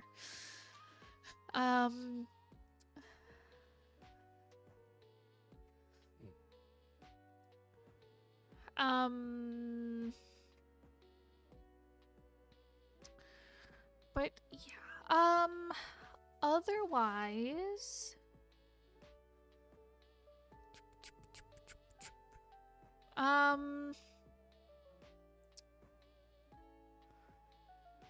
okay, proportions wise, I think Yuki's proportions are working pretty well.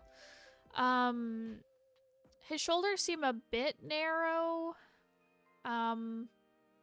Actually, that's false. I think just the further shoulder feels like it's tucked in a little bit too much. But that could just be like a foreshortening kind of problem thingy happening. Yeah, just be careful about making sure like the shoulders stay structured. I find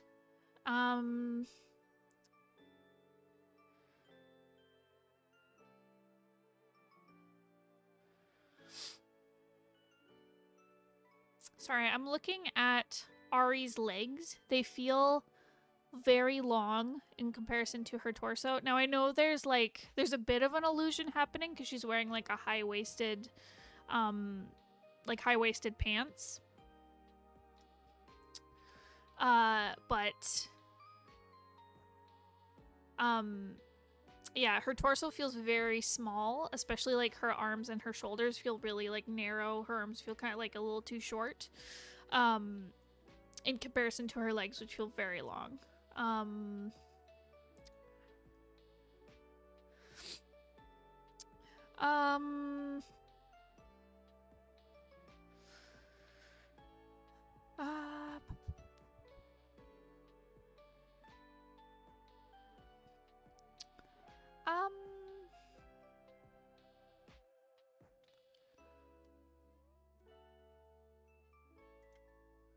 I think also there's a bit of a problem with Maya's like hips and leg here, where it looks like her butt is extending a little too far down her leg here. Where it would more end kind of where her hips meet her legs, instead of extending further. Unless this is like she has like a muscle or, you know, fat or whatever on the side of her hip. It would also appear on this, like this is part of her leg, it would also appear on this leg. So just something to keep in mind there. Leg butt. So yeah, so this is her, just the way her leg is proportioned, it would also show on the other leg. I really like the way you've drawn the hands. I especially like Ethan's hands.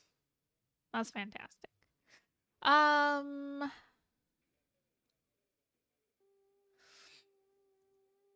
hum hum.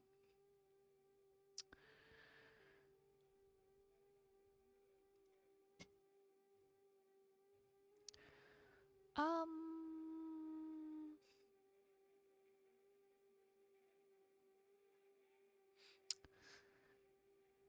Is it not normal to have your butt on your leg?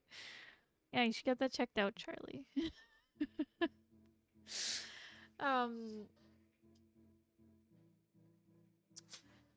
hum hum hum.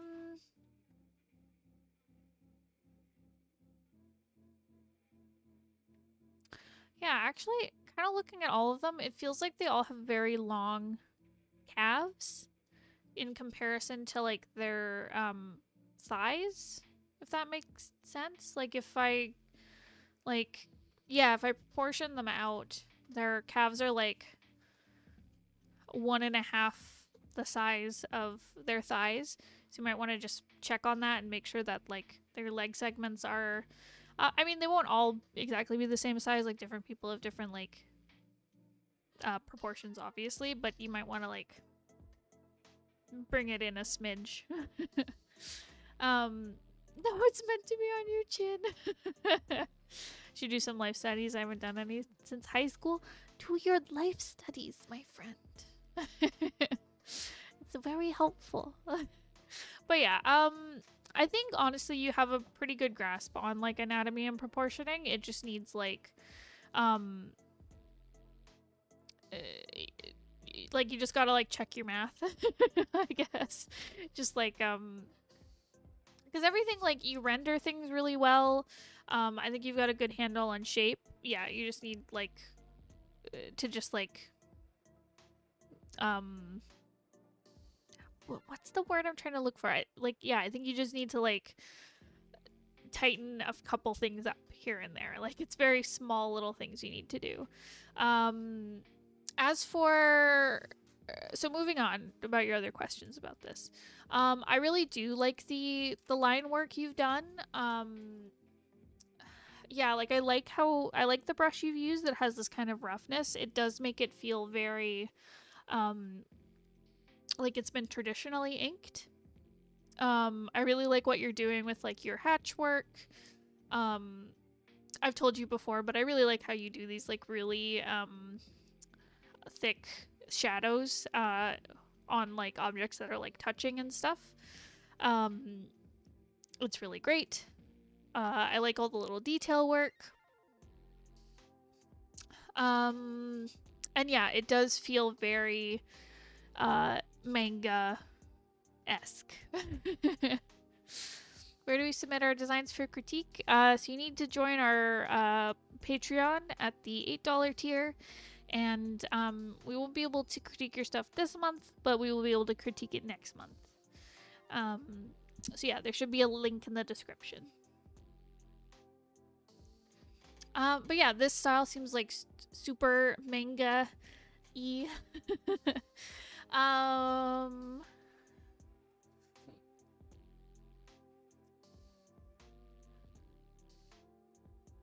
Yeah, it looks great, especially from far away. It reminds me so much of just like reading manga.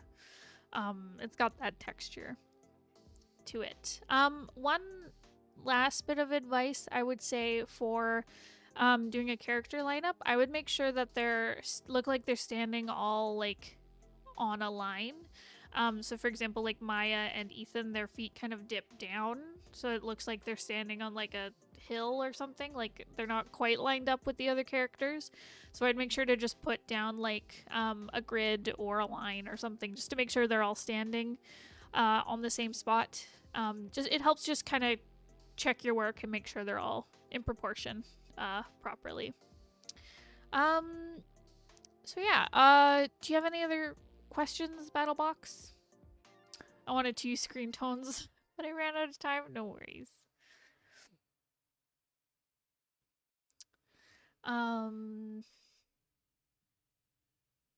Yeah, I'm excited to see how it looks with screen tones. You'll have to share next time. Perspective is tricky. I feel that. Just remember, everything is boxes, and you're golden.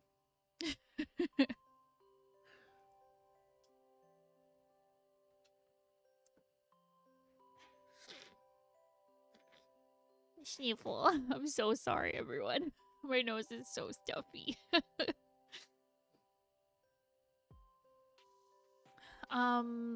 So yeah. That's all for me? No problem. Thanks for submitting. Okay. Kuro, would you like to go next? Because I see you in the chat. Everything is battle boxes. Hello? Yes. Kuro, I'm voluntelling you. Can I get a snorf for the fans? Oh, that wasn't a very good snorf. Okay. Let's see. Okay. I'm resubmitting because I changed my mind on one of them. Okay. I think I remember these characters. So this is Aiden Dalka. He's 23 and 6'1". Okay.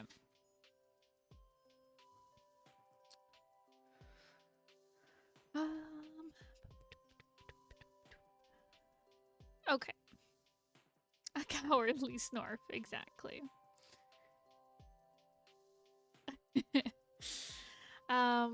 Okay. So I really like the way you've drawn the face. Okay, I'm starving, so I'm gonna look for snacks. Very good.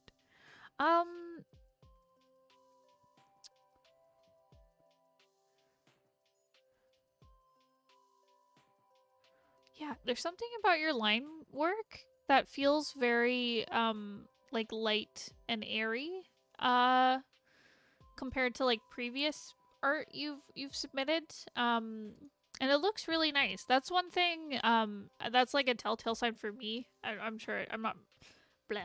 I'm sure it's not the same for everyone, but for me, when I use really thick lines, like it feels very messy, and using thinner lines generally like makes things feel neater. So I really like the line work here on this. I really like his kind of subtle expressions too, where he always looks like a little bit kind of sad and worried. There's kind of like a wariness to his expressions that's really nice. Even when he's like smiling. He looks a little kind of this is sketchier. Yeah, it feels like lighter and sketchier. I really like it. Where yeah, there's just some kind of heaviness to his expression. He does look gentle. I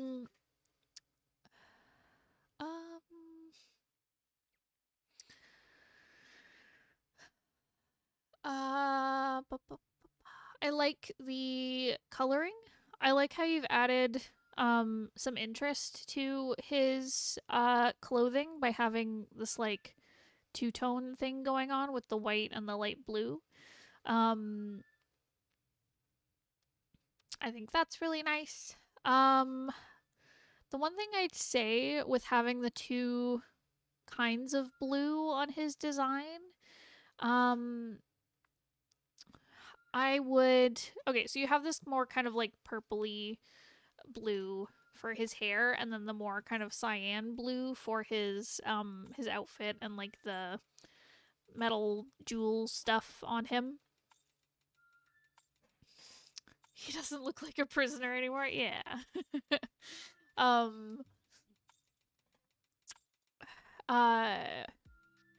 Where it feels like it's clashing a little bit. Not clashing. I think you just need more of this kind of blue in his design. I think it would help to bring it into these like shiny bits, like the beads and buttons and stuff, and his knee pads, just to give it like a little bit more of a through line. Like I think his clothing works, or his coloring works together. I think you could just make it a little bit stronger by bringing in this blue elsewhere.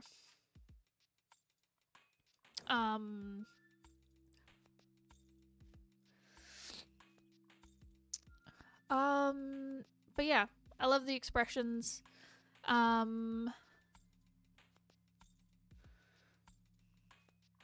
Yeah, exactly. Make the orbs the hair blue. Or something like that. You can play around with it, but like it just needs that blue somewhere else as well.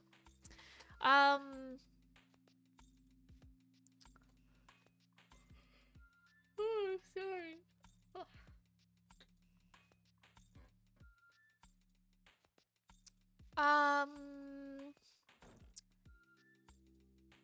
There's something about him, because you mentioned he's like 6 foot something, right? In the description. Yeah, he's like 6'1". He feels shorter than that. I think it's a proportioning thing where he has like a large head, and kind of like a short torso, I think is how it feels. Maybe his head is the right proportion. Maybe his torso just feels small, but like he feels short to me just in the proportioning. And I think if you made his torso like more broad and taller, I struggle to make tall chubby people. It might help to do some like life studies and stuff and just see people who like have a like that tall kind of like chubby body type and just get like see how it looks like in real life. Yeah, because there's just something about him that does not read as tall.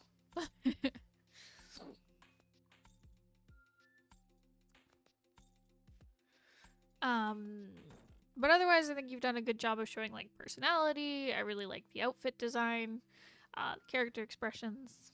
I think you've done a good job. Do you have any other questions for this, Carl?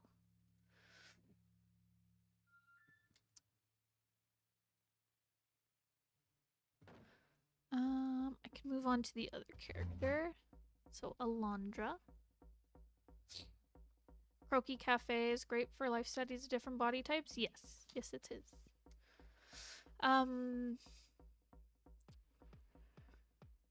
Okay, awesome. So on to Alondra Baroque. She's 23, she's 5'6". Her design is one I'm mostly not sure about. Sorry, let me drink some water. I can feel my throat being like, no, no more.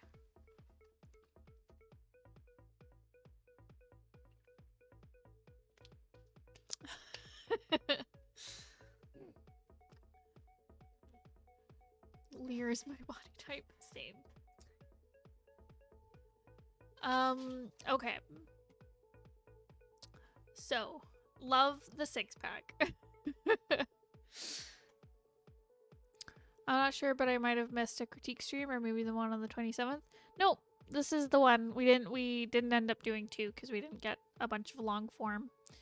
So yeah, don't worry, Ballpoint. You haven't missed the critique yet. I haven't looked at your stuff yet. Okay. So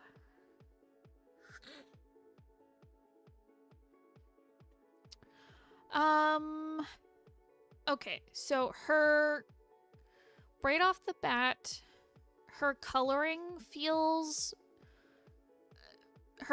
is clashing for me. This really fluorescent, like, purpley pink is really clashing with this more earthy red.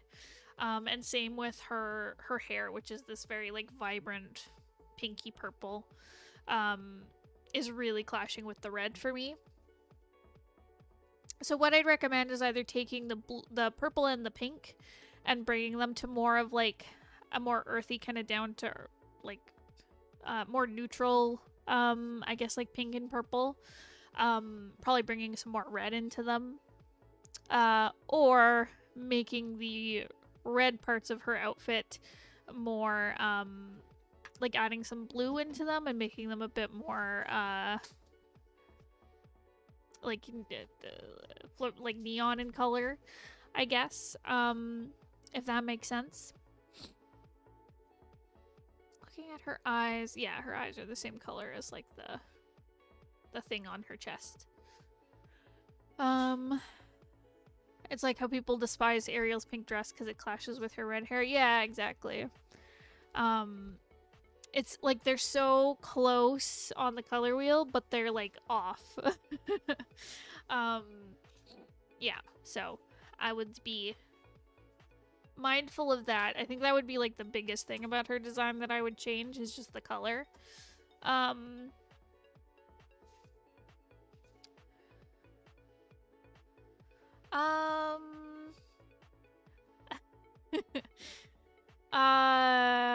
like the I find the repeated like cross pattern is really interesting. Like I really like it on her boots. I like the little hair tie things. I find the chest piece with the cross feels like very big. I think part of it too is the color that makes it feel distracting. I think if you changed it to like the black of her clothing or something, it would feel a little less distracting. But right now it feels a little like it pulls a lot of visual interest. It's very, yeah, it's a little distracting. It's the pinky purple. I might just make it red. Yeah, making it red or black or something would probably help a lot. I'm sorry, I got a sniffle. Okay.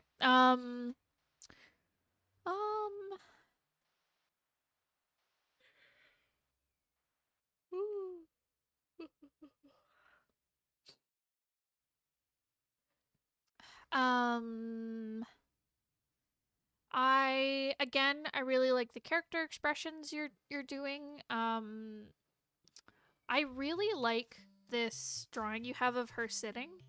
Her proportioning feels really balanced.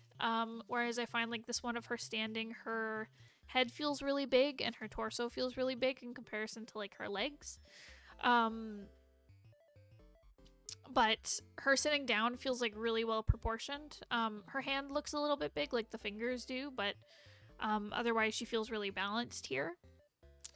I also like seeing like how the outfit moves around her, which is really interesting, that chest piece. And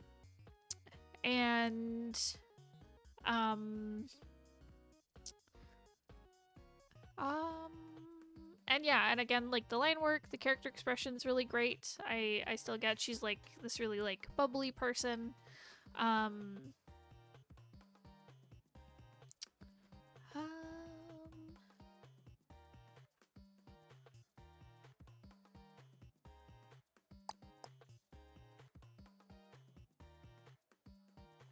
Yeah, I think that's mostly it. I think there's just like the colors and her proportioning in that version of her standing. I used a ref for one of them. It looks so good.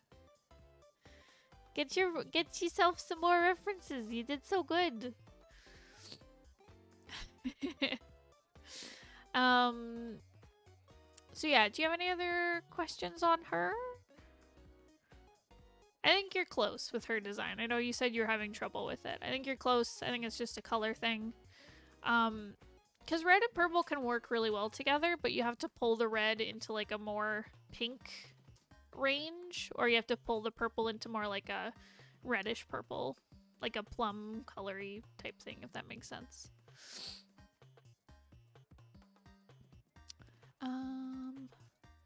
Okay, so your final character. This is Paka. Oh, right, I remember him. So this is a new look. Exclusively based off of a flapjack octopus.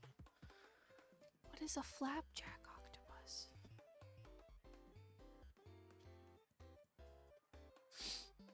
Oh my god. Oh my god. Hold on, I must show you.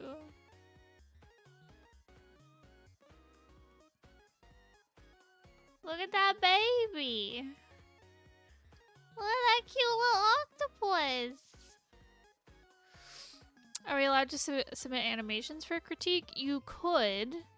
I don't know how good I would be at critiquing an animation because I don't know all the ins and outs of animation like I do like illustration and comics and stuff. But I could tell you about other aspects besides like the movement and animation part.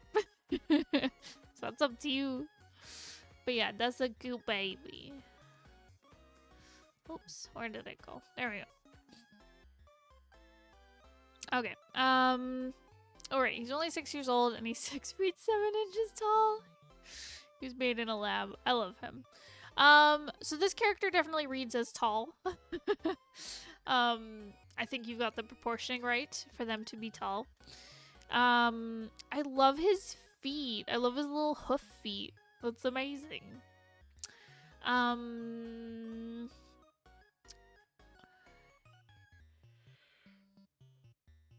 Ooh.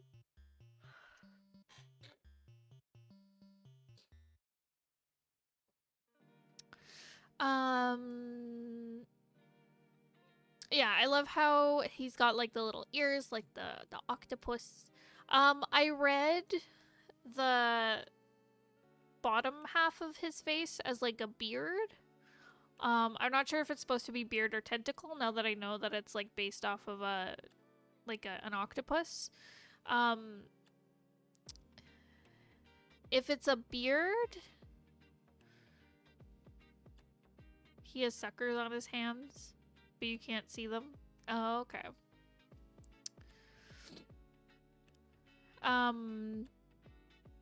If he has a beard, I would recommend like adding like a darker color or a lighter color or just something to differentiate it from like the rest of his face. It's both, I think. Okay, if it is tentacles that are supposed to like look like a beard, I'd recommend adding some definition, like more of those suckers, and like you have on the tail, you've got this kind of definition, but with the top and the bottom of it with this line. So I'd do something like that, just to show that they are tentacles, because it looks like hair right now. Hold on, I need to go grab a tissue.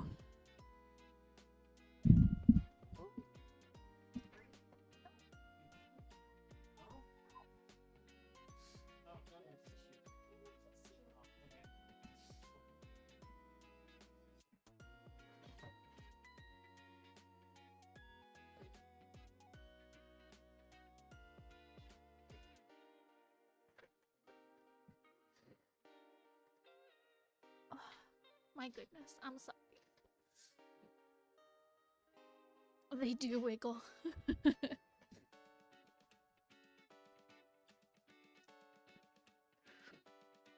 Okay.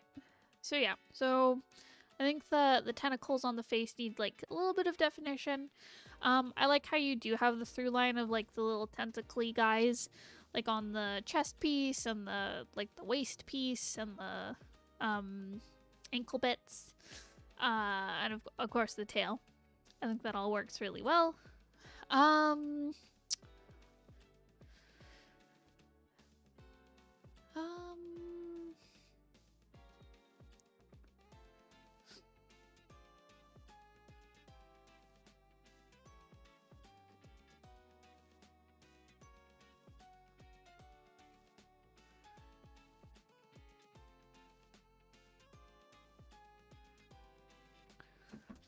I think the colors need some, like, a little bit more contrast. So I find that, like, the brownish red of, like, his skin is very mid-tone. And I think you need to, like, push it darker, or the yellow accents on him need to be made lighter. Just because right now they blend in a lot together, and it can make like his expressions a little hard to read, for example. So I'd recommend like brightening up the yellow a bit, making it a bit lighter. Yeah, just because it's a little hard to read right now. Same with the kind of like more silvery stuff on his design. It needs to be a bit lighter. It's very mid-tone right now. Yeah, so just upping the contrast a little, I think, would really help with readability. I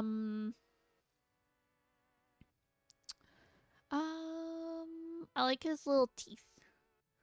They're cute. But yeah, but I feel like a lot of detail is lost. Like the little ear holes and stuff, and definition on the different part, like different muscles and stuff, just because like the colors are a little hard to read. I'll make the yellow brighter. Is that what gives him life? Yeah, I think that's a good idea. I'm watching this stream on 3 separate devices. Oh dear.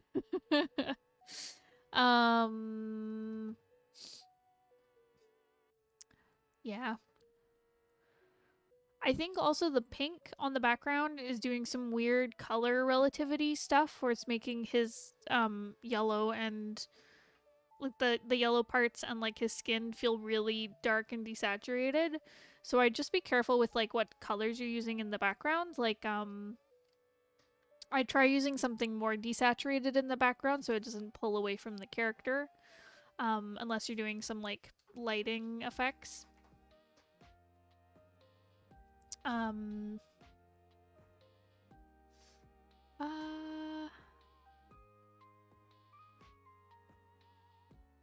But yeah, overall, I like him. I feel like the red brown will be better with shading. Yeah, I think it'll help with keeping everything readable, legible, I guess, visually legible.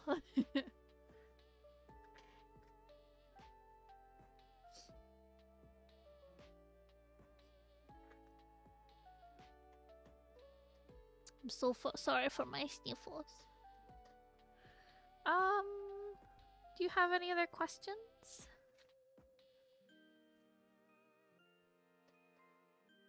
Okay, awesome. Cool. Well, thank you, Kuro. Okay. Who would like to go next? Hey, Starry. So who do we have? We have Ballpoint. We have our friend Space. We have Farwinds. We have... Oh, shoot. Oh, right. We have Ink. Snorf Gang, listen. We have...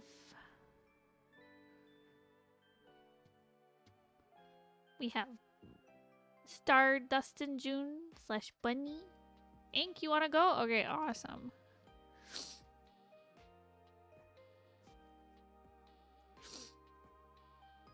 Okay. Snorfula is me. Hello. Okay. I have some recent work for the stream.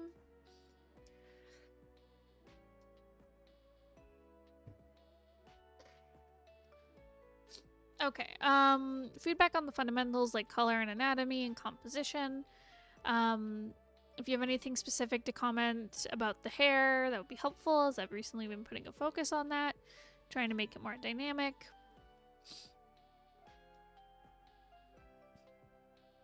Oh, okay. So piece 1 with the girls is before I did studying on it. Piece 2 is after. Oh, okay.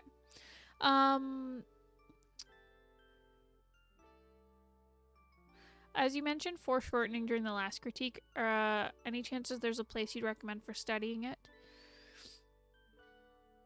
Oh, shoot. The way I was taught foreshortening was literally from life drawings.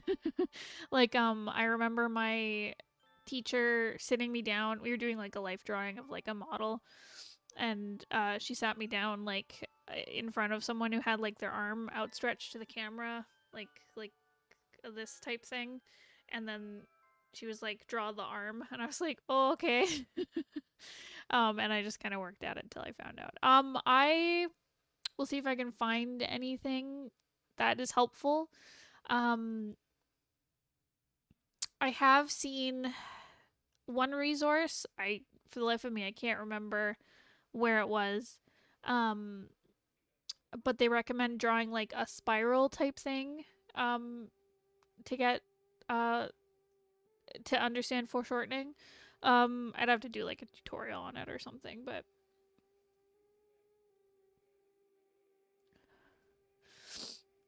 I'm so sleepy. We really got that far to go. We do. We have many submissions.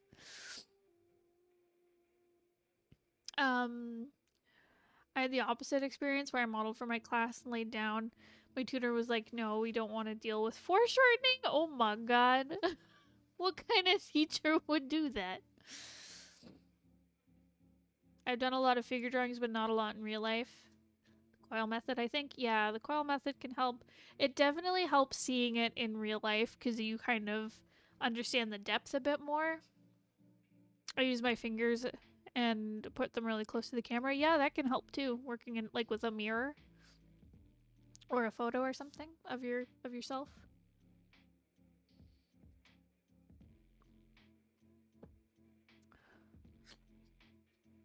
I need to make a foreshortening book. Clearly. There's a market for this. Okay, so looking at your pieces,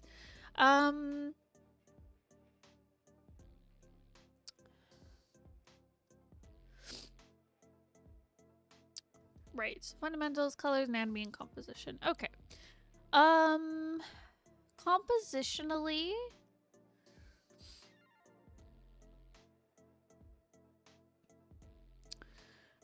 for this one,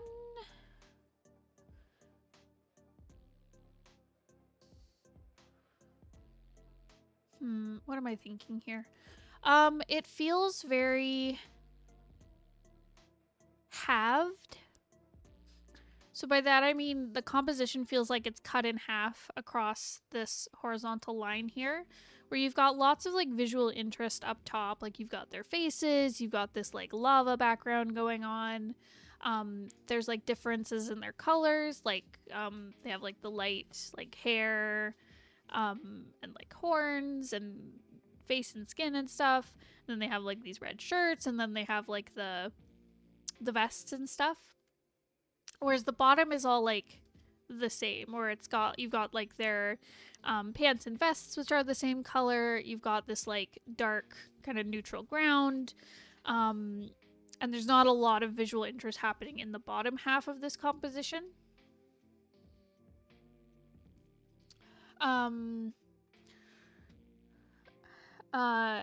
So yeah, so it feels like it's cut in half. You have two very different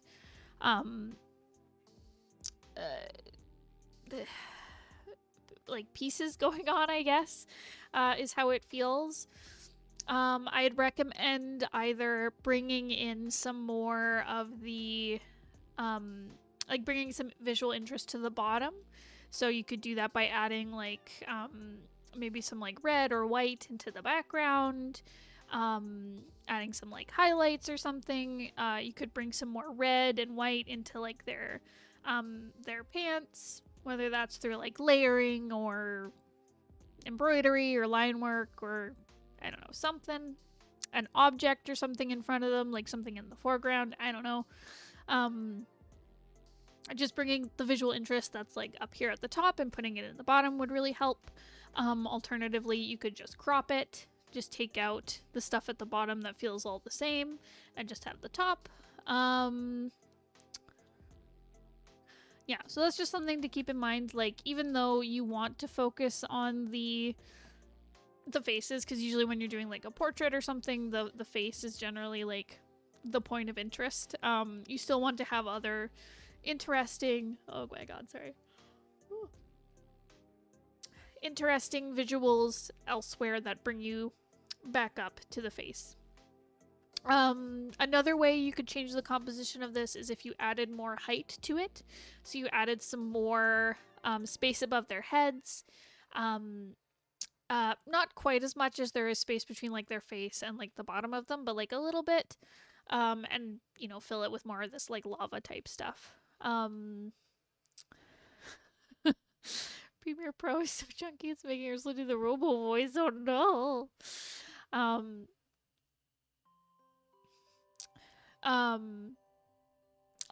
Anyways, yeah, so adding some more height can also help with the composition of this.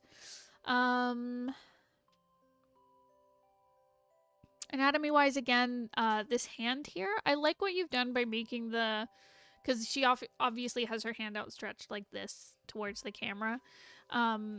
I like how you've made the lines thicker than everywhere else to show that like it's closer, which is a neat trick you can do, and I like that you used it. However, there are problems with the foreshortening. It feels really flattened because you don't have that depth. to the structure of her hand and arm. Um,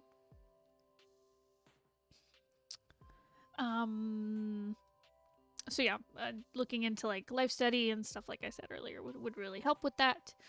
I also think the contrast needs to be upped. I found right here where the front two girls have their hands clasped, it's a little hard to read because their glove is the same color as this girl in the background, her vest.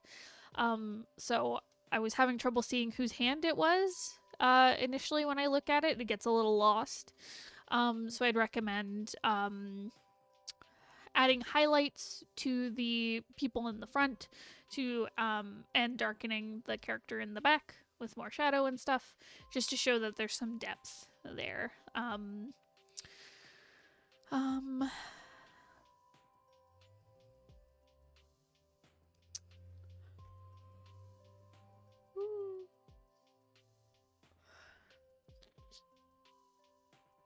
The rubbish bin on my phone gallery is full of awkward reference selfies.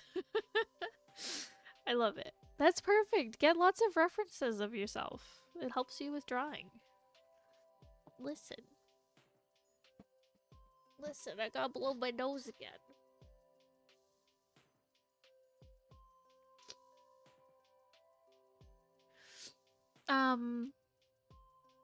But yeah, so I think there's some contrast stuff. It's similar to how you have, like, you've used some highlights here to show the difference between the background girl and this girl at the front.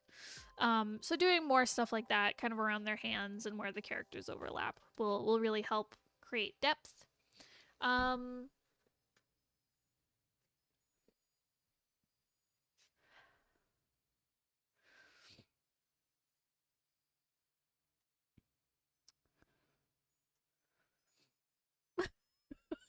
Charlie, are you okay? Why did you need that as reference?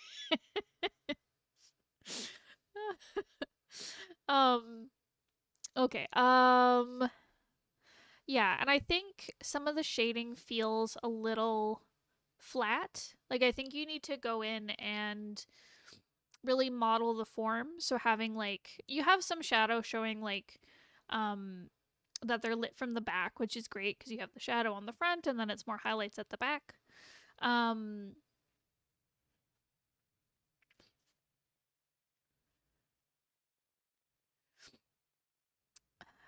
Which is great, but I think you need to go in and you need to say, like, add shadows to, like, the jaw and more to the nose and, like, higher contrast shadows as well, just to show the shape of everything a little more clearly, because I think you're doing good with putting down, like, the major shadows, but you need to go in and do those, like, detailed shadows to give everything,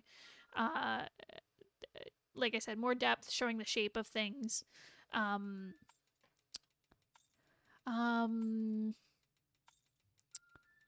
yeah, I love what you've done with the background. I love you've got a good balance between, like, the really bright fiery colors and then using, like, a darker background for that contrast.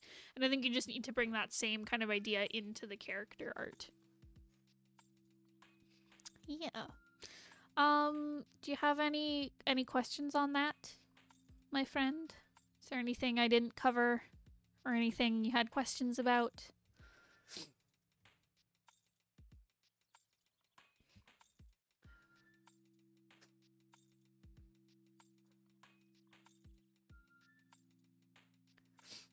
As for the actual colors you've chosen, it's very cohesive. I think there's just some contrast stuff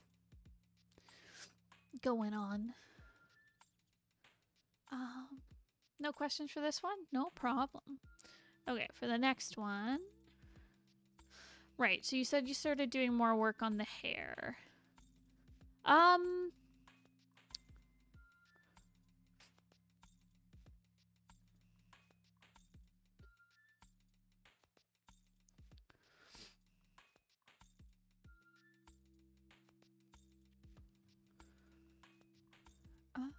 Sorry, I'm just double checking between the... So I find the hair here has like a lot more movement to it than previously. Part of it, it's hard to tell because this is a very like fiery um image. I recognize the character, by the way. I just don't know anything about the character or what they're called or what they're from. I've just recognized the design. um But yeah, I think you've done a good job of making the hair feel very fiery. I like how you're going in and you're doing lots of little detail work on it. Like where the hair meets like the scalp. I really like these pieces in here at the front that you've done. They look real nice. They're full of good movement. Rengoku from Demon Slayer. Okay. I thought it was Demon Slayer, but I didn't want to be like Demon Slayer. And you're like, Ursula, do you even know what anime is?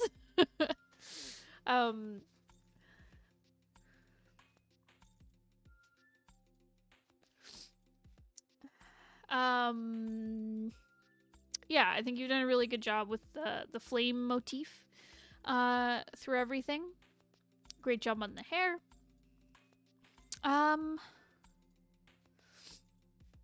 As for the color and stuff, this is Naruto. Yeah, exactly.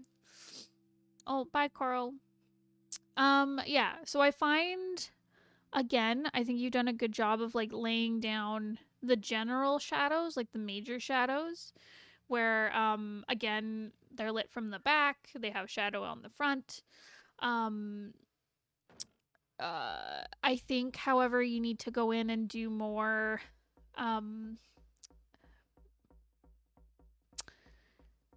like modeling the shapes a bit more. So you need to go in and add like more highlight and shadow stuff. I think you've done a good job with the sword where, to show that it's like in front. You've actually done a good job with the foreshortening on the sword. So kudos to you. But yeah, you've added like highlight. It's much brighter in comparison to the stuff in shadow in the back. Whereas like the arms, they need like they still should kind of should be in shadow like parts. But I find like the forearms here, they need more light to be hitting them. They feel like a little too shadowed for the position they're in. Because there's fire in front as well as behind. So you would have like the shadow here, because of the way the light is, the shadow feels like it should be it's kind of complex. Because he has light coming in from the front and the side and the back. So yeah, so I feel like you need more highlights here. You need like deeper shadows to show like inside under his arms and stuff, and from the cloak thingy he has on needs more shadow and stuff like that. Yeah, it's a more complex lighting situation. So going in and doing those little details would really help. Same with his face, where like I like how you have the light coming in from this side, because you have the fire on this side and stuff, where like it's hard. I don't know if there'd be this much shadow on this side of the face. And if there was, say you had a light like right here, you need to add some shadow under the hair to show, because it's like right up against his face. If there's a really bright light here, you'd have a really dark shadow under the hair. I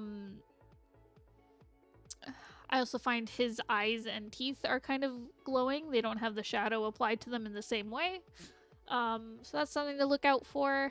And yeah, and again, going in with like a little detail brush will really help with like your lighting and shadow. Let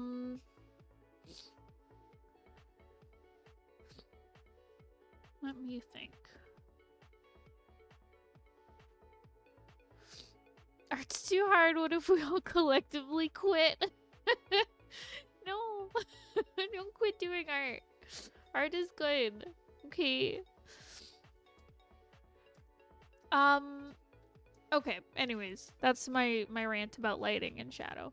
But like I said, you've done a great job with the foreshortening in this one. Like with the leg, with the sword, that's all great. I really like the a lot of the shapes you're drawing. Again, I think they'd be like highlighted better by kind of honing in your shading and stuff and lighting stuff. But the forms you've drawn are really great. Without art, everything would be boring. But yeah, the shapes you've done have like a ton of movement. I love the pose. It's very dynamic. I love the coloring you've chose. It's very striking. The composition is great. You have your character on the like a focal point, and the rest of the image is kind of brings it all back to the focal point. You're able to follow like the line of the fire and the sword and the leg, and it just all points back towards your character, which is great. So really great work on the composition for this one. Let me think.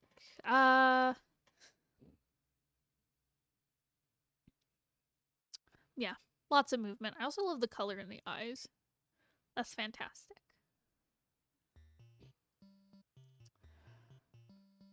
Yeah, do you have any questions, my friend? Anything I missed? Anything you wanted me to elaborate on? All that good stuff.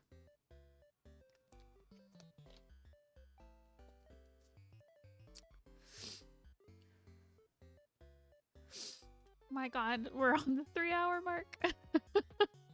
We still have so many more to go. My goodness. Maybe we should have split it up into 2. Where can I submit my art so you can review it? So you need to hop on to our Patreon page and sign up for the $8 tier. And unfortunately, we won't be able to look at it this month, but we can look at it next month if you sign up today. I think that's the main points. Any advice on how to level up the hair? So I think you've got a good handle on how, like, how the locks of hair work. I think... And like, I think you've got a good handle on how to make things flow. I'd focus on how hair falls on different, like, objects. So, like, how does hair, like, rest on shoulders, and on, if it's, like, on someone's face, like, how does it rest? And I'd also look at attaching hair to the scalp. It feels a little bit crooked on his face here, so I'd recommend just getting some references of people's, like, hairlines and trying to draw that.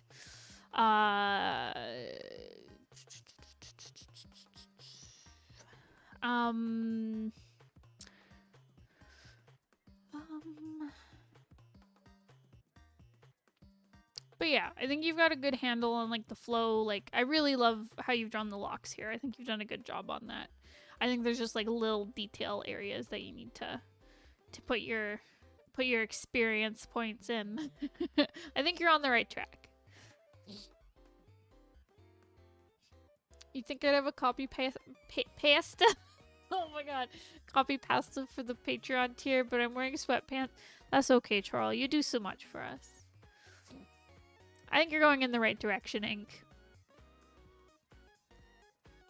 Oh, I picked up my tea and there's no tea. Oh.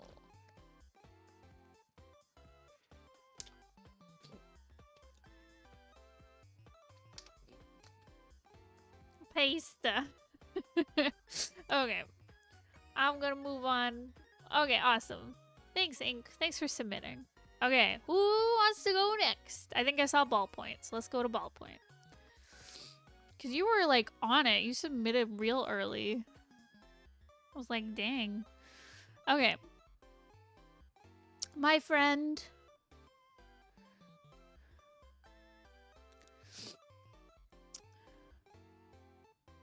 I do nothing. What are you talking about? Excuse me, Chorl. You do so much for us. Okay, so you're looking for feedback on composition, light, depth, readability, mood, personality. So this is Ninjas, I believe. Anyways, we got this mermaid who do be a big lady, and we love a big lady. Oops, I'm hitting the wrong buttons. Okay, so we love a big lady. Okay, so I'm sorry, Pivot. I will give advice in another stream. I don't think I have time to go into general advice currently. Okay. For one, I really love the shapes you use for like the body and stuff. Like I love like the knobbly like shoulders mixed with the more kind of like boxier shapes elsewhere. I think that's really great. I love the mood of this picture. You've done a really great job with like the coloring. It feels very ominous, like they seem like a villain type character or a spooky queen type. Yeah, very ominous, just with like the framing. Like it looks like with this dark stuff in the foreground, it looks like we're kind of peeking through like some seaweed or something and spying on this queen, like we might be caught type deal. I love the pointy little finger nail claws. I love the floaty hair. It's all great. 10 out of 10. Really like tight color stuff. Save Ursula's voice by making 2018 Ursula talk about environments. 2018 Ursula was trying her best. But yeah, anyways, really great mood and atmosphere, great color work. Great character body language. She looks really bored and very like impatient with like this soldier or servant or something talking to her. Yeah, very evil vibes. One thing I would say was the one little criticism I had is with the throne she's sitting on. Like I really like how you've got these like dark shadows going on, like her arm across her like torso and stuff. And I love the really like dark foreground textures that we're looking through. Like it adds a lot of depth to the picture, but I find like the throne she's on, having it be like I see some like dark bluey purples and stuff in there, but having it be like so black, it feels incomplete. It feels like it's part of the foreground, even though it's not. So it feels really weird.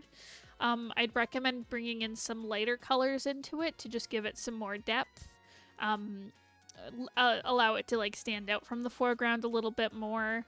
I'm also a little confused about her tail being behind her, behind the chair. That's just a little thing where you might need like her tail to like coil around one of the sides of the chair, unless you have a plan to show like the back of the chair and there's like a slot for her tail to come out the bottom or something. That's just a little nitpick. Otherwise, yeah, I love the little atmosphere stuff, like the little specks and the little bubbles.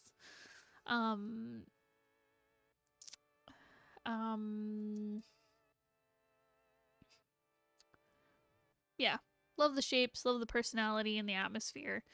There's a whole okay. That never mind me. I think the throne just needs some more like highlights and detail work. Would be very helpful for understanding where she's seated.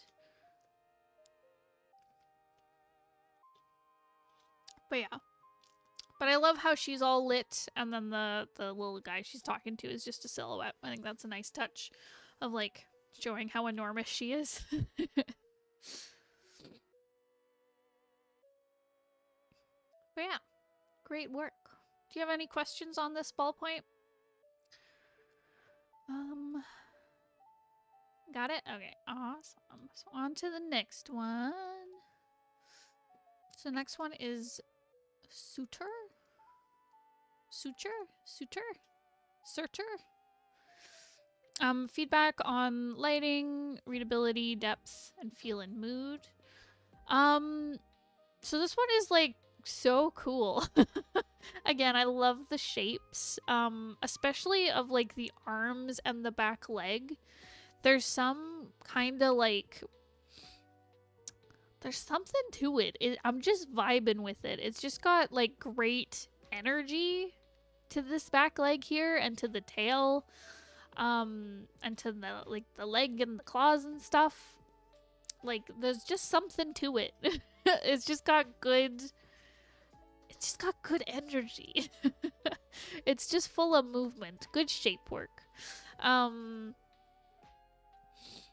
I find that okay, so I really love again what you've done with the really dark shadow work. And I love how it's mixed with these like glowing ember type effects, like coming out of it, like there's just like a fire inside it that's like being held in. The live is we're going forever. Hello? Is this the 24-hour stream? Wild dogs mixed with reptile? Yeah, I totally see it. Yeah, it also has some like lion-y vibes. It's like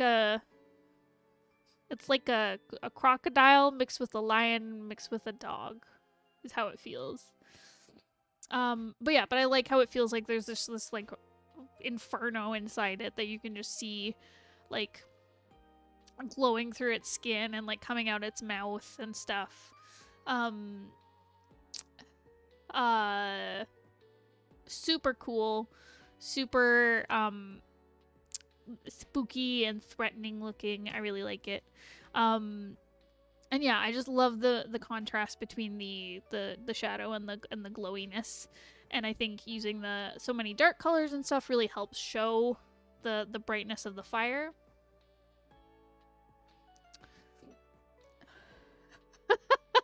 Make me mod all the patrons so there's no one to critique. Very good. Thank you, Mouth.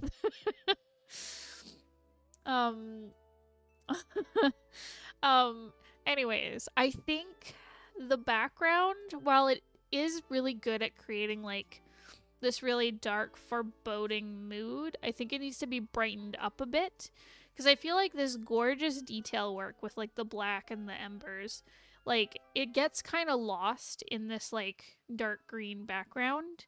So I just lightened it up a smidge, like bring in some like some clouds or something just to like brighten it up a little bit, just so that I can really see these dark shadows.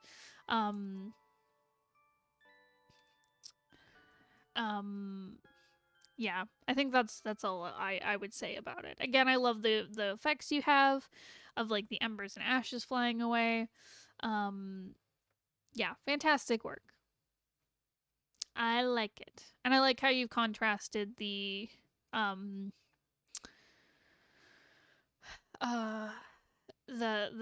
color work as well. It looks real cool. Do you have any questions on this one, Ballpoint? Like dark smoke or something? Yeah, like just like it needs something just like a little bit brighter so that I can see these nice like black shadows a bit better. Yeah, like if you have some big like trails of smoke coming off or something.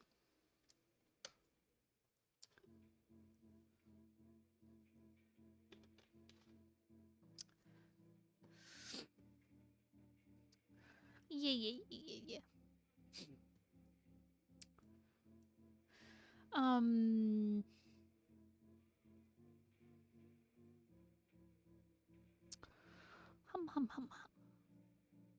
thanks. Okay, awesome.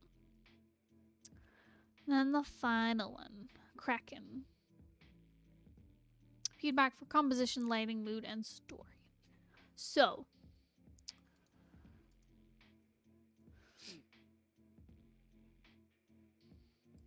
this makes me want to crack out my dip pen.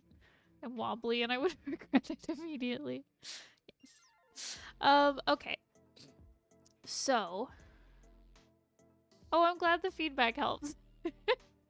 That's awesome. Okay, for this one, what I found with it was I think the composition feels like a little bit off, where it feels like all the important information has kind of been shoved onto the sides a little bit. I love the concept, by the way. I love this big creature and then the tiny little submarine. That's fantastic. And I love how there's like they're checking out the carvings and stuff. It's very Lovecraftian and cool. Some good cosmic horror. But I feel like the important parts of the composition have been shoved to the side a little bit too much, and it needs a little bit more room to breathe. So like I feel like we need more space around like the Kraken guy, just so you can see like it's hard to say because like if you depending on how you change the composition, he might feel less like big and imposing, but I feel like he feels a little bit shoved to the corner. And same with the submarine, where I feel like we need a bit more room on this side to show so that we can, I guess, appreciate like the like what's being shown, like the submarine and the carvings and stuff. Yeah, just to let things breathe. Yeah, it feels like it's all like almost in the right place. It just needs a bit more room to breathe on all the sides. I also think you need a bit more contrast here, where I feel like the Kraken kind of like blends into the background. I think you need to bring in some more like some black or really dark tones, just to help with like keeping it moody. Because right now the darkest point is like up here, with this slash across the top corner, and I'd like to see this kind of darkness level throughout the rest, like maybe surrounding the submarine to make it pop more, maybe surrounding the background behind the Kraken to make him pop out more. Yeah, just heightening the contrast that way would really, really help. But yeah, great shapes, really cool design, great concept.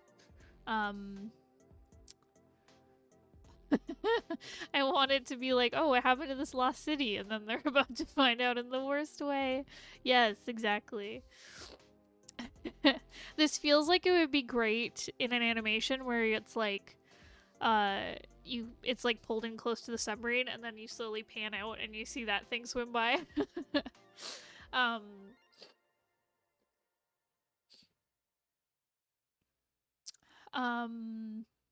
But yeah, I think higher contrast and more margin around the edges would really help.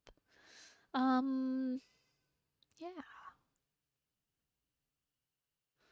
I'd be stoked if this Kraken ruined my city. Same. I like his little crocodile face. He's kind of cute though. Excuse me. I also love the tentacles. Goals, honestly.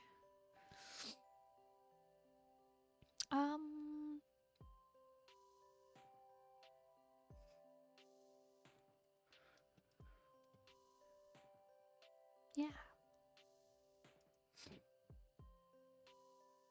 Do you work as like a concept artist, Ballpoint? Because like your stuff's freaking awesome. I want to hold his crocodile hand. Yes, me too.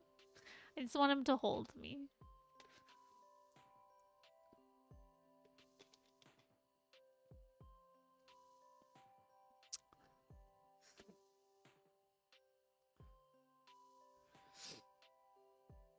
just starts playing with it like a child in a bath. Yes. 10 out of 10. Trying to? Well, I think you're good at it, my friend.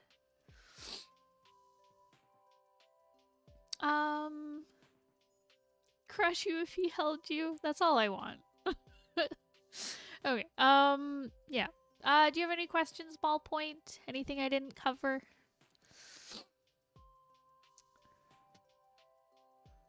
Happy to answer any questions that you might have. Thanks. Okay. Awesome.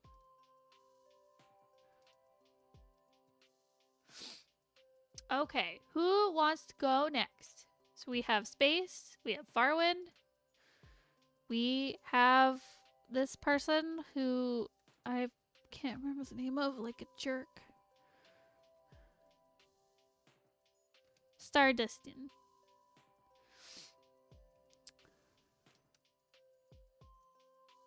And we also have Akathos. Who wants to go? If no one volunteers, because these people might not be here, then I'll just go in order. Okay. Stardust is here? You want yours looked at? You're here, so I'm doing it. We do be voluntelling.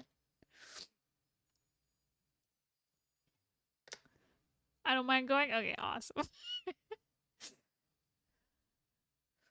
Okay. All right. So first is Nail, my main boy. It's your boy, Nail. He's insecure. Sorry, he's an insecure, hopeless romantic with a lot of weight on his shoulders. And stacks of unresolved trauma. Oh my god, same. He gives up hope of finding his duet or soulmate, soulmates being a tangible magic-based thing in this world, at the start of the story, and ends up bound artificially to Varu, who's the other character who we will look at soon. The main goal between them is to bring Varu's previous lover back to life and break their bond so Niall can find his true soulmate. But oh no, what if they fall in love? I love it. Good concept. For most of them, I'm looking. For both of them, I'm looking for character design feedback. How well they're reading character-wise, and color in particular. Any thoughts on them are welcome. Okay. So, he reads as like a soft boy to me. Yeah, he definitely seems kind of shy, very I'd marry. Yes. Pretty braid, yes. But yeah, he seems very kind of shy and reserved, gentle.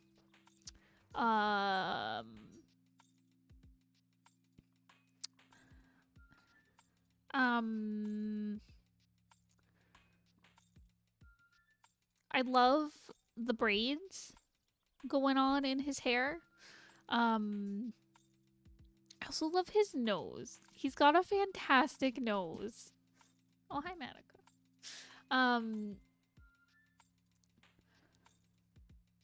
Yeah, I love the colors you've chosen.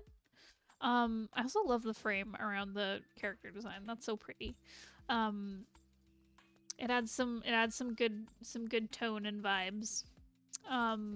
But anyways, I like the colors you've chosen. I like the pops of this kind of gold color. I like how you have it on like the little hair tie bead type things on the pin, his belt. And I like how it brings out this like golden warm quality to his skin. Whereas like his hair and his clothing is all very like purpley toned, which is like great contrast for the yellow. Giving me soft academic mage vibes. I agree.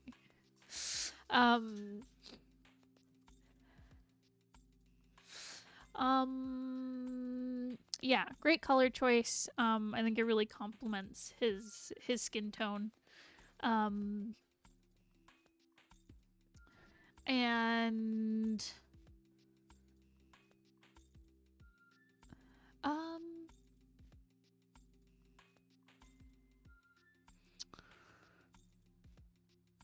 yeah, I'm just thinking shape-wise. I like what you've got going with, like, I'd keep a lot of these, like, long flowy pieces to his designs, like if he has more outfits throughout the story, for example, because it really complements, like, the, shape of his hair. Like, I like how he's got these, like, kind of vertical, pieces to his outfit, like the line of his tunic, and his belt and stuff. I feel like you could bring some more of it into the rest of his outfit. Like, I do like how you've got, like, visual interest on his, like, his gloves and his boots with the little cross tie thingies. I'm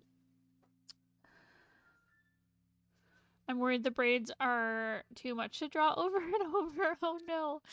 Well, I like what you've done here, where, like, from a distance you've just drawn some, like, kind of quick texture to it. Where, like, if it's up close, yeah, you probably want to show some of the braid details, but from far away you can just do, like, some quick little lines to just gesture the braid texture in.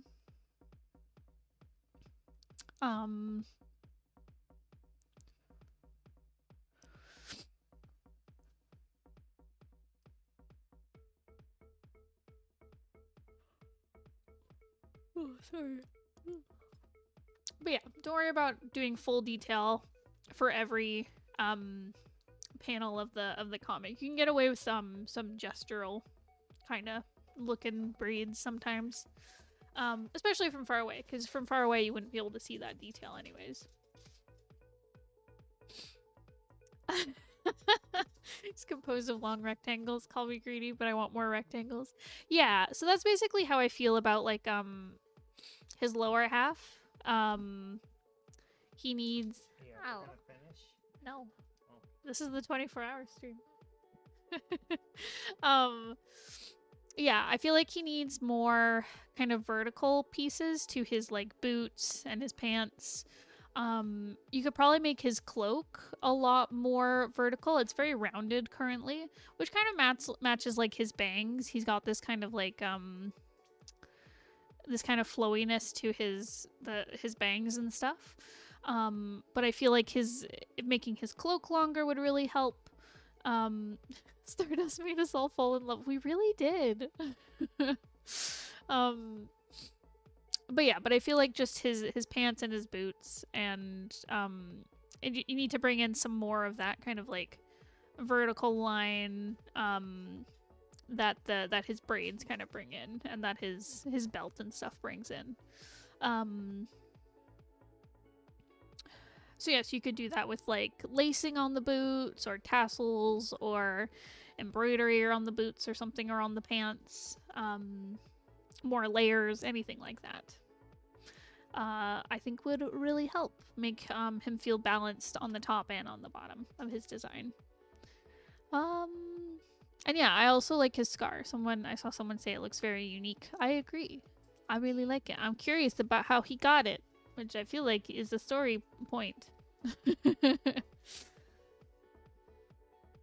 I can't read, but I become literate for this story. Yeah, do you have any other questions, Stardust? About this, about Snail?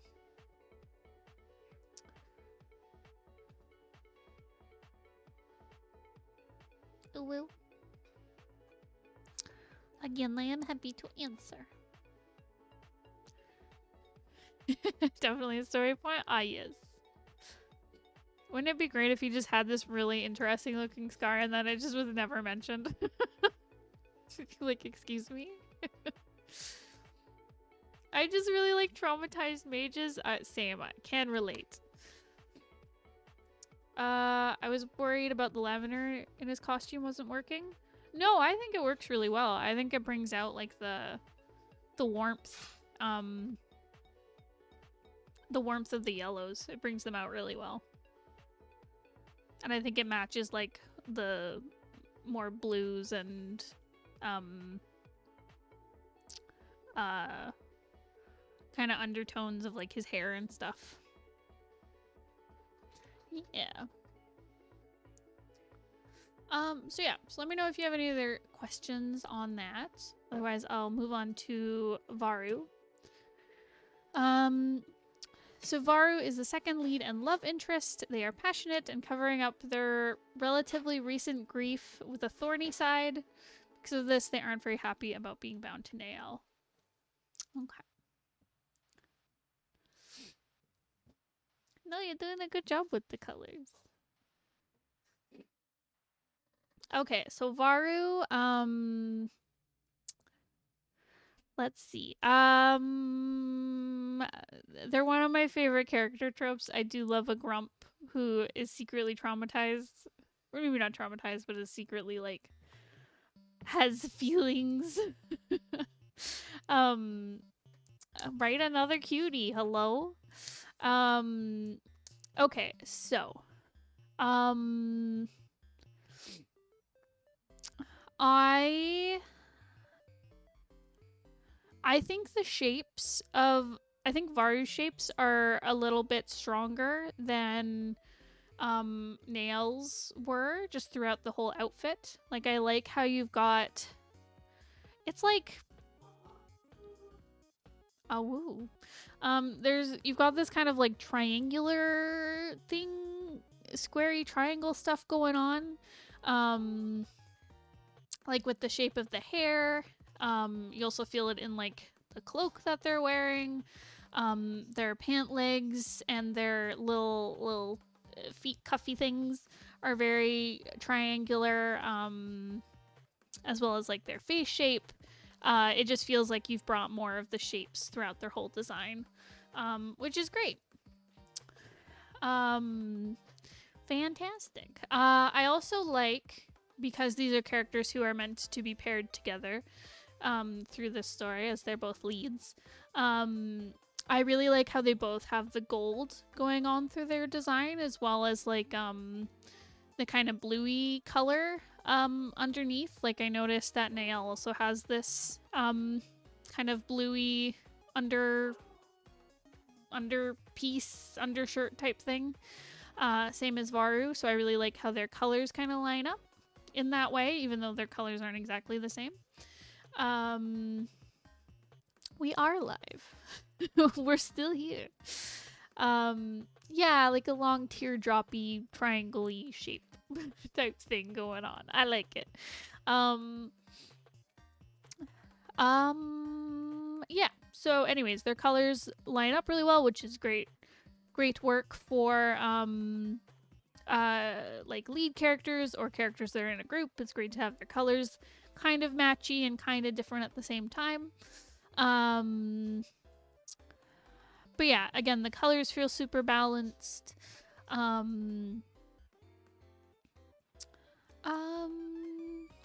like the red going on with like their eyes and this like jewel type thing on their chest and their earring. I would wonder if you could bring the red in to the lower half of their design somehow. Not sure, maybe you could give them like, I don't know, a sandal or like anklets or some kind of like detail on their pants that just brings that like a little bit of red in, because it's very concentrated at the top of their design currently. I was trying to give them a soft triangle. They try to be thorny, but they're really soft. See, I love that. That's amazing.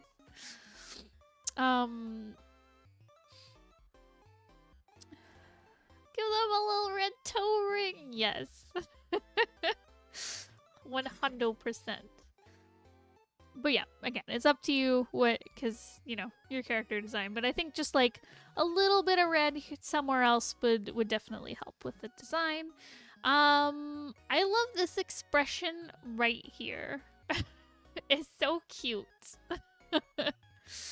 But yeah, I think you've portrayed their expressions quite well, where they're very outwardly very grumpy and standoffish, but secretly soft. I think you did a good job. they gotta get shoes sometime, so an anklet would work. Okay, awesome.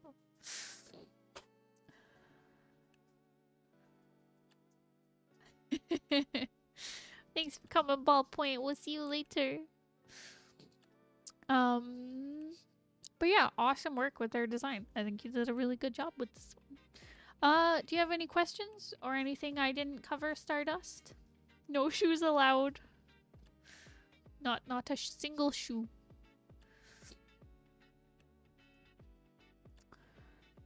It is interesting. It does feel like Varu comes from like a hot climate and Nael comes from like a colder climate. Just the way they're dressed. It's interesting.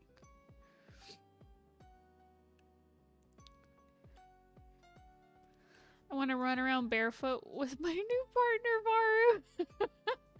You touched on my main concern, which is whether they work together. I think they do. I think they do. Yep, exactly. Nice! You're doing so much storytelling for your visuals. I love it. You're doing a great job. Varu's from a hot place, Nail's from a cold place. Okay, awesome.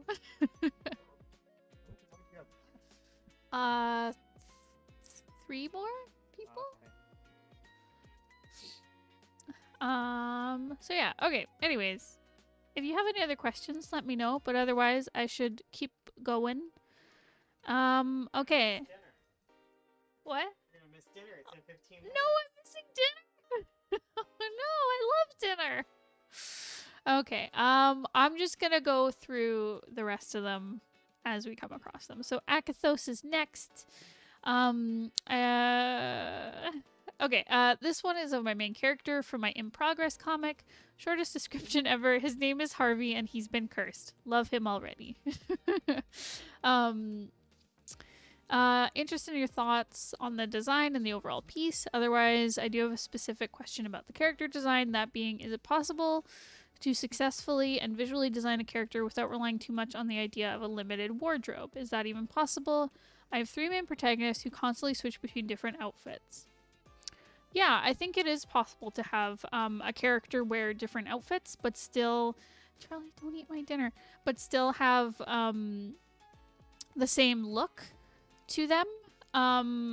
Because honestly, you know, you as a person, you have many different outfits, but they probably all have the same kind of feel to them.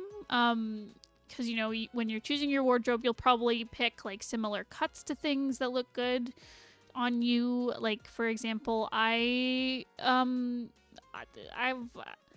I got a big booty. So I tend to get things that, like I like wearing skinny jeans because, they make my lower half feel more, like, dainty.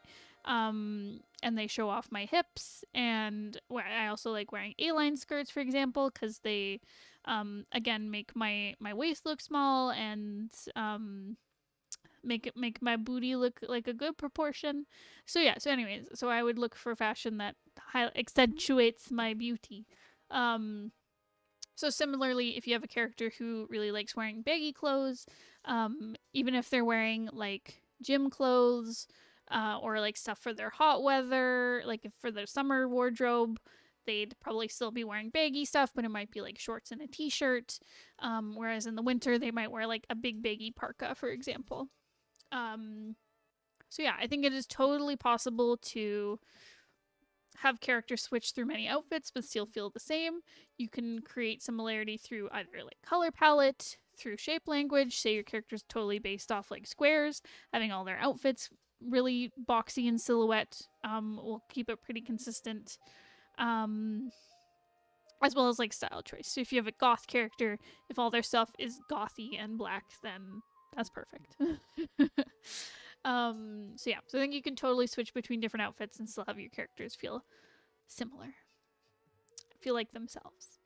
Okay, so for general critique on this character,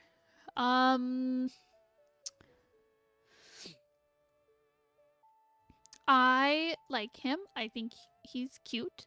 I love your line work. I love the I love the simplicity of your lines. Like, you don't have a lot of like little detail work in it. It feels very simplified, um, and very geometrical, I guess. And I really like it. I love his tiny little ankles. 10 out of 10. um, yeah. I was thinking. So I like with this character how you've got this kind of triangle motif going on. Like the bottom of his jacket has like triangles. His little, the tongues of his shoes are like little triangle pointy guys. His hair is obviously very triangular. His nose and his face shape are very triangular, as well as like even his eyes have a bit of a triangle shape to them, which is great. Um, um, I might push it even a little bit further with the triangularness, because you've got some little like round bits like the cuffs of his pants.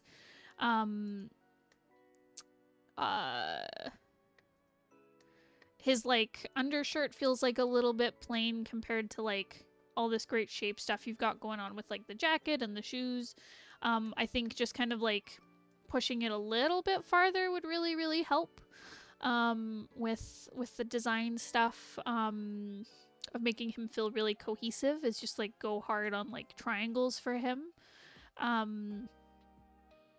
Whereas like if you have other characters in the comic, like maybe you have someone who's based off circles and someone who's based off squares, and like just really push it, especially if you're gonna be like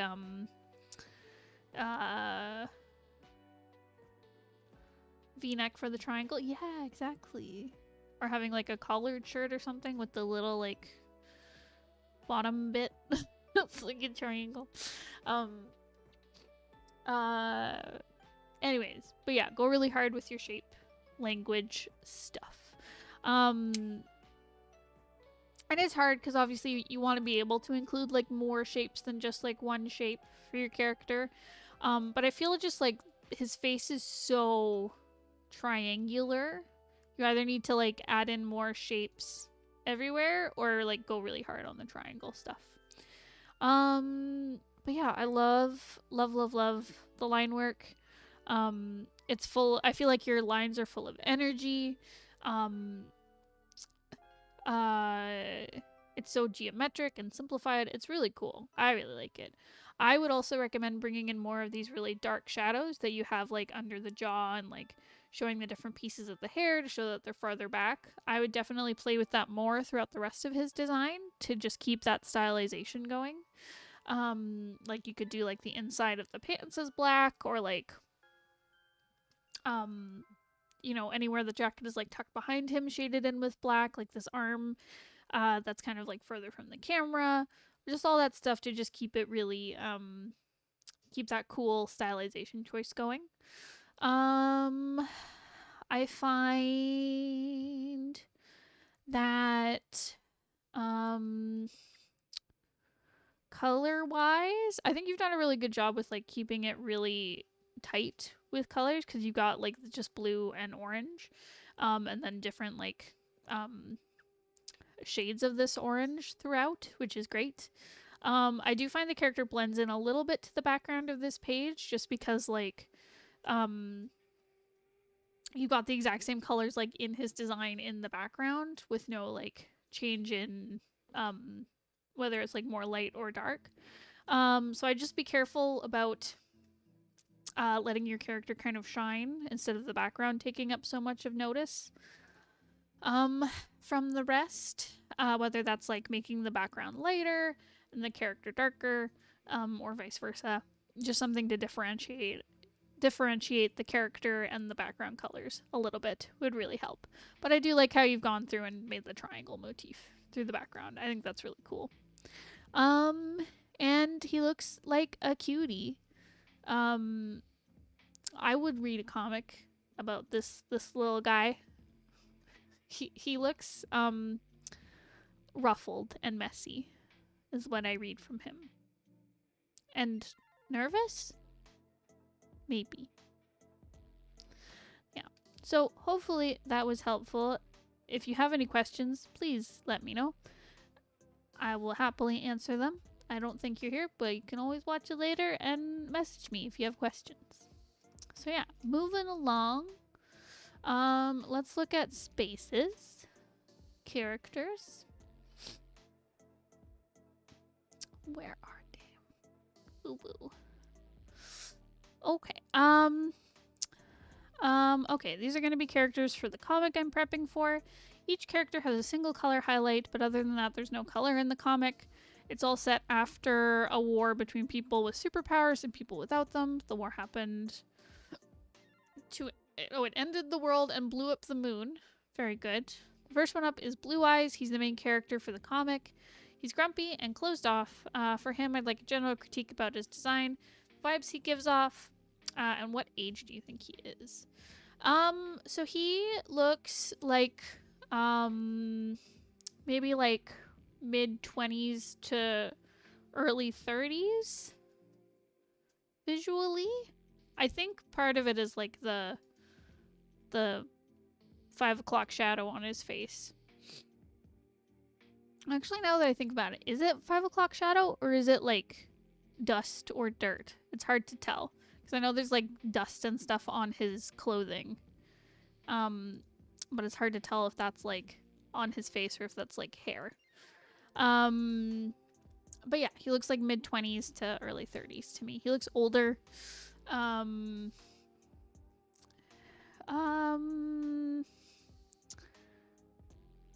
He, personality-wise, he looks like a tough guy type thing. He's very like,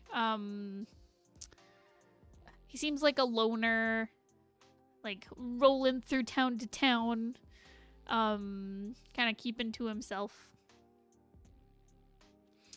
I really like the these kind of like lightning bolt stuff going through all of his clothing. I'd love to see that more in the goggles, that kind of shape. Whether, because I think you could keep the square, if you just had this shine that goes through, be this kind of lightning bolt thing, I think that would be a really cool way to kind of bring it in throughout the design more. Same with adding it to like the shoes and stuff. And adding a bit more jaggedness to the hair could also help with the through line, because right now it's very like soft, kind of loopy looking hair. Not loopy, but you know what I mean? Soft, fluffy, more curved than say like the rest of his design, which has these very like jagged lines.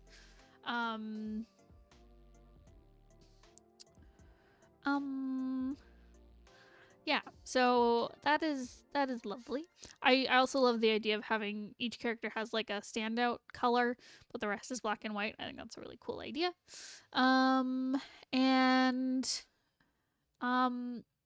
One thing I noticed it with the other character designs as well, is that you draw very, very long legs. You tried to put them on the cover of Vogue, but their legs were too long. But yeah, that's just something I noticed. The legs are very, very long in comparison to the head and the torso. So just something to keep in mind for the future. I find here from the front, his feet also look very, very big. They don't look quite like that from the other angles. So just something to keep in mind.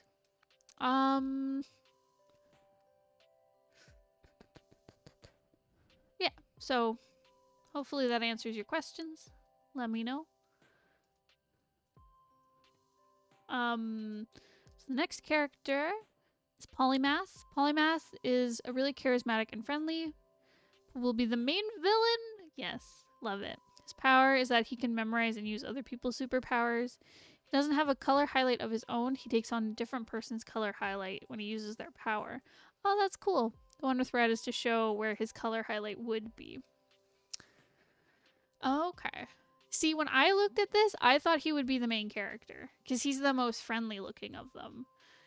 So that's interesting that he's actually the villain, because he looks very like gentle and sweet. He looks a bit like a soft boy. So yeah, so that is cool. I like how he takes other powers and it comes through with, like, with his eyes and in his hair and on the back of his coat. Oh, and his laces and stuff. I would, like, I know this was just a show, but I'd make sure that, like, when he does take people's powers, to make these pieces more bright so that they stand out against, like, the gray of his outfit, because I find they get kind of lost in the details. But yeah, obviously if he's taking, like, if he takes, like, the blue from Blue Eyes, then yeah, then that is good. But yeah, I definitely thought he was the good guy. I thought he was the main character. He seems like the most friendly of them all. Yeah, again, the leg thing is happening again. The legs seem very long. Yeah,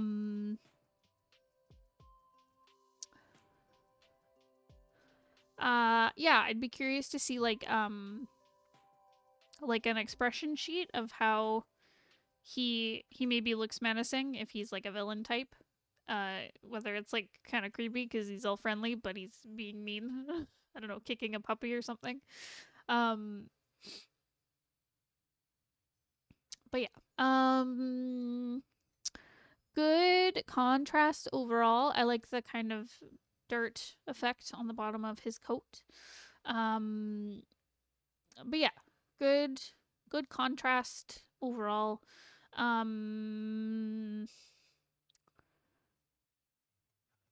Trying to think of ideas, what to say.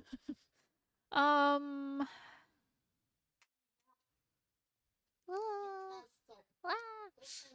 Go faster. Okay. Anyways, I think his design works. I feel like, again, there's maybe some not quite matchy between, he's got all these, like, straight lines and stuff on his coat and on his, like, laces and his outfit and stuff. Maybe bringing that more into his hair would help, though I like the kind of soft curves because they make him seem like a nice guy. Anyways, moving on to Carter. Lastly, we have Carter. I'm not happy with how his body turned out. Carter's ability is that his eyes can pop out of his head and fly around. That is my fear. That is my worst fear. His vision is incredibly good, so he wears glasses that filter out overwhelming information. He also has a blanket around him. I like to know what vibes he gives off, and critique of his outfit. Okay. So yeah. Again, the legs are very long. Though you mentioned that you had some trouble with the body, so don't worry about that. Again, I think there's some like, I noticed, like, his hair is very square. Like, he's got these, like, squared off locks of hair, but it doesn't really come out through the rest of his outfit. So yeah, so I'd bring in some more of that square, or I would round off his hair some more, because, like, if his whole power is, like, around, like, an eye, these circles, like, I'd maybe bring in more circles throughout his design. Like, I like how you have it with the blanket, which is very, like, round and circled off. It looks like he's wearing, like, a circular blanket on him, which is cute. I also like how you've got this, like, fluffy texture on the inside. That's great. I might even make the inside of the blanket white. Because so far the only, like, light color he has on him is, like, his skin tone, where the rest of it is very dark. So I'd maybe bring in some of that white so that there's some good, like, contrast going on. Otherwise it's very mid-tone and dark. But yeah, I think just more of the roundness needs to be brought in. I do like how the yellow through line comes through, like, the blanket and his eyes and his shoes. I think that's a good balance. I wouldn't go too much farther with it. Like, I like how you have the 3, which really, like, levels it out. Personality wise, he seems very he seems kind of, like, gentle and soft spoken.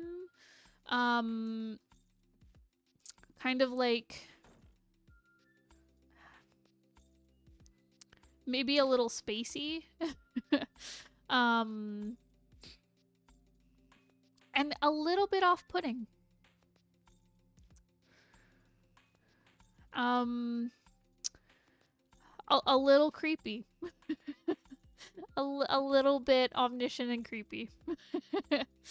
Hello, welcome. So yeah. Hopefully that is helpful. Space, please let me know if you have any other questions. And now we're on to our last one. So this is from Farwin.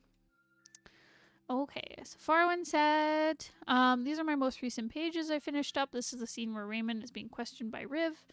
I tried to push out some of the panels a bit more, but I feel like these pages are visually pretty weak. And I hate how I lay my speech bubbles, especially on big panels, so I'd like critique on that. In general, things to look out for. Maybe you've noticed. Did the pages seem to flow okay? Pardon me. Also color, I'm just noticing how dark Raymond looks on some panels on other devices. Okay, okay, so when I was looking through here, the thing I noticed the most was something I mentioned before, where I feel like these panels are very, like, claustrophobic. I feel like they need to be pulled out more. Like, for example, this one. I really like how Riv and the dog are positioned, but I find like Raymond's like shoved off into the corner here. Sorry, I'm just reading the wow, I'm late only by 3 hours. Okay. Anyways. Yeah, and there's just similar issues with that where I feel like things need more like margin, I guess. Or like more space around them.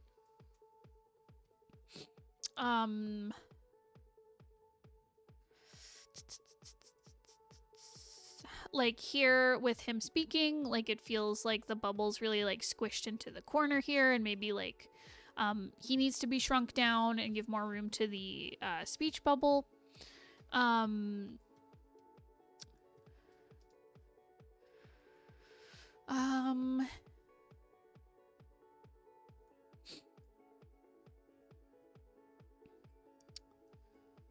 Yeah, I feel like there's just places where you need a bit more room around the edges to just breathe.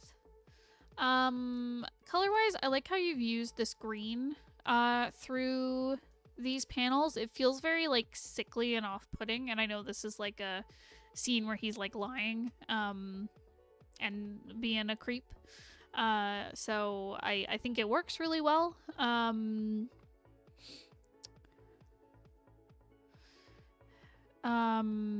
Yeah, and I like how you have this like color shift of the red. And overall, I think the colors work really well. Like, I like that Raymond is kind of dark. He adds like a lot of good contrast. And honestly, I'd bring in, it's hard. I might lighten up the backgrounds a little bit. They feel a little, they feel like really close to the characters in like value. So I might, it's hard because I know you're probably going for something moody, but I might lighten them up here and there and maybe just add some like darker shadows just so you can read the characters a little bit easier.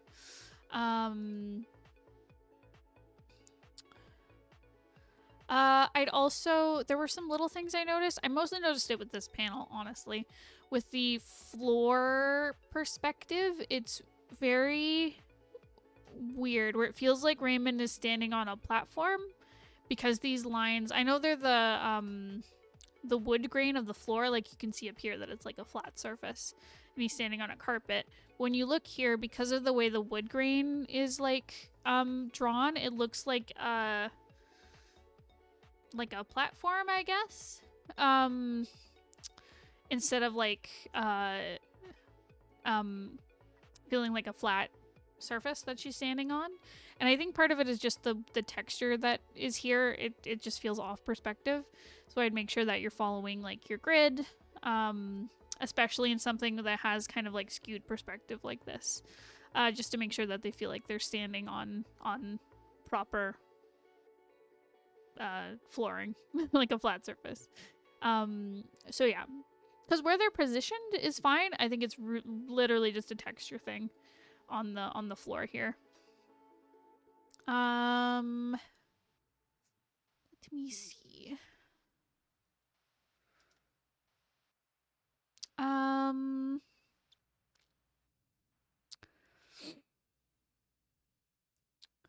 I think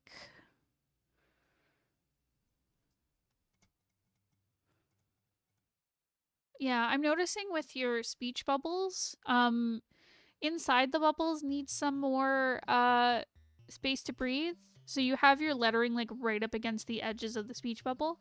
I would make the speech bubble bigger and keep the text the same size so that there's some more white space around them. So yeah, so just be careful about that. Make sure that your text has room to breathe. As for positioning of your speech bubbles, again, it just feels like things are kind of... I think it's... what am I thinking here? It's very...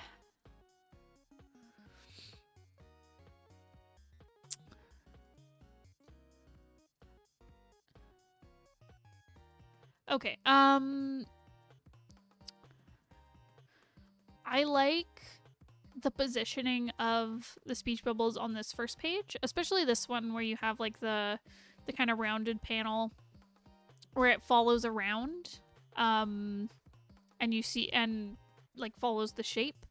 And what needs to be in focus is with these two characters speaking is like on a nice focal point, and the speech bubbles really add to it. They add to the flow. And same with here. I like where they're positioned here. I think the characters need to be moved like a little bit lower so that they're not cut off by the bubble. But overall, the placement's really good.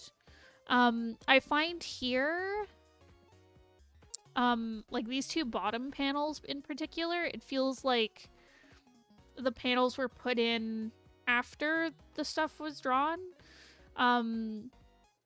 Like I know they weren't, I don't think, because I think I've seen your thumbnails and stuff. But, because right now they're like covering up Riv and Raymond and,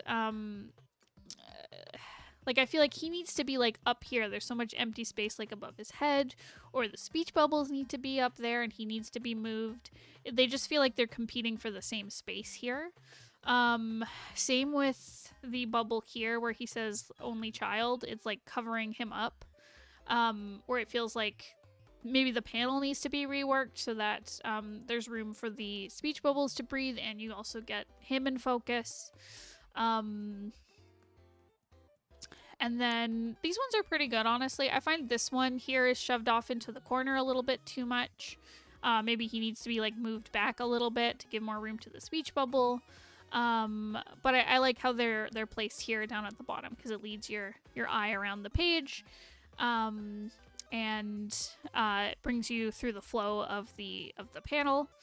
The only other thing, like criticism I have, is the sound effects. They really blend into the background. I would give them more contrast, like do them in like white or some really light color on dark backgrounds and dark on light backgrounds, and make them like a little bit bigger so that they're easier to read. I think you've like added effects to them so they're kind of like skewed and stuff.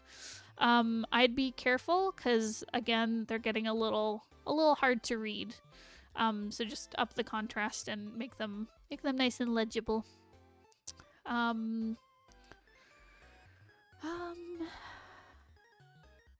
Yeah.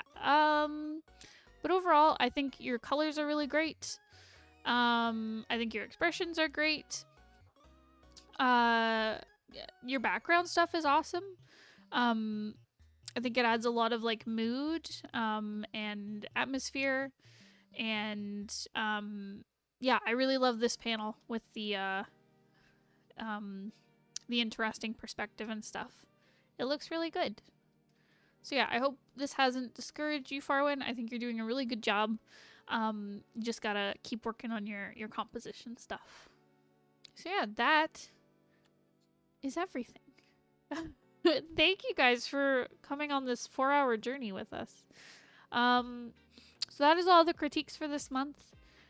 If you would like your own stuff critiqued, please join our Patreon. There should be a link in the description down below, or Nightbot here in the chat somewhere has probably dropped a link for it. But if you sign up for the $8 tier, next month we will read your scripts or your comic pages, and or character designs, whatever you need reviewed, we will be happy to. And I'll see you guys next time. Goodbye. I'm gonna go eat my dinner. Bye, everyone. Thanks for coming.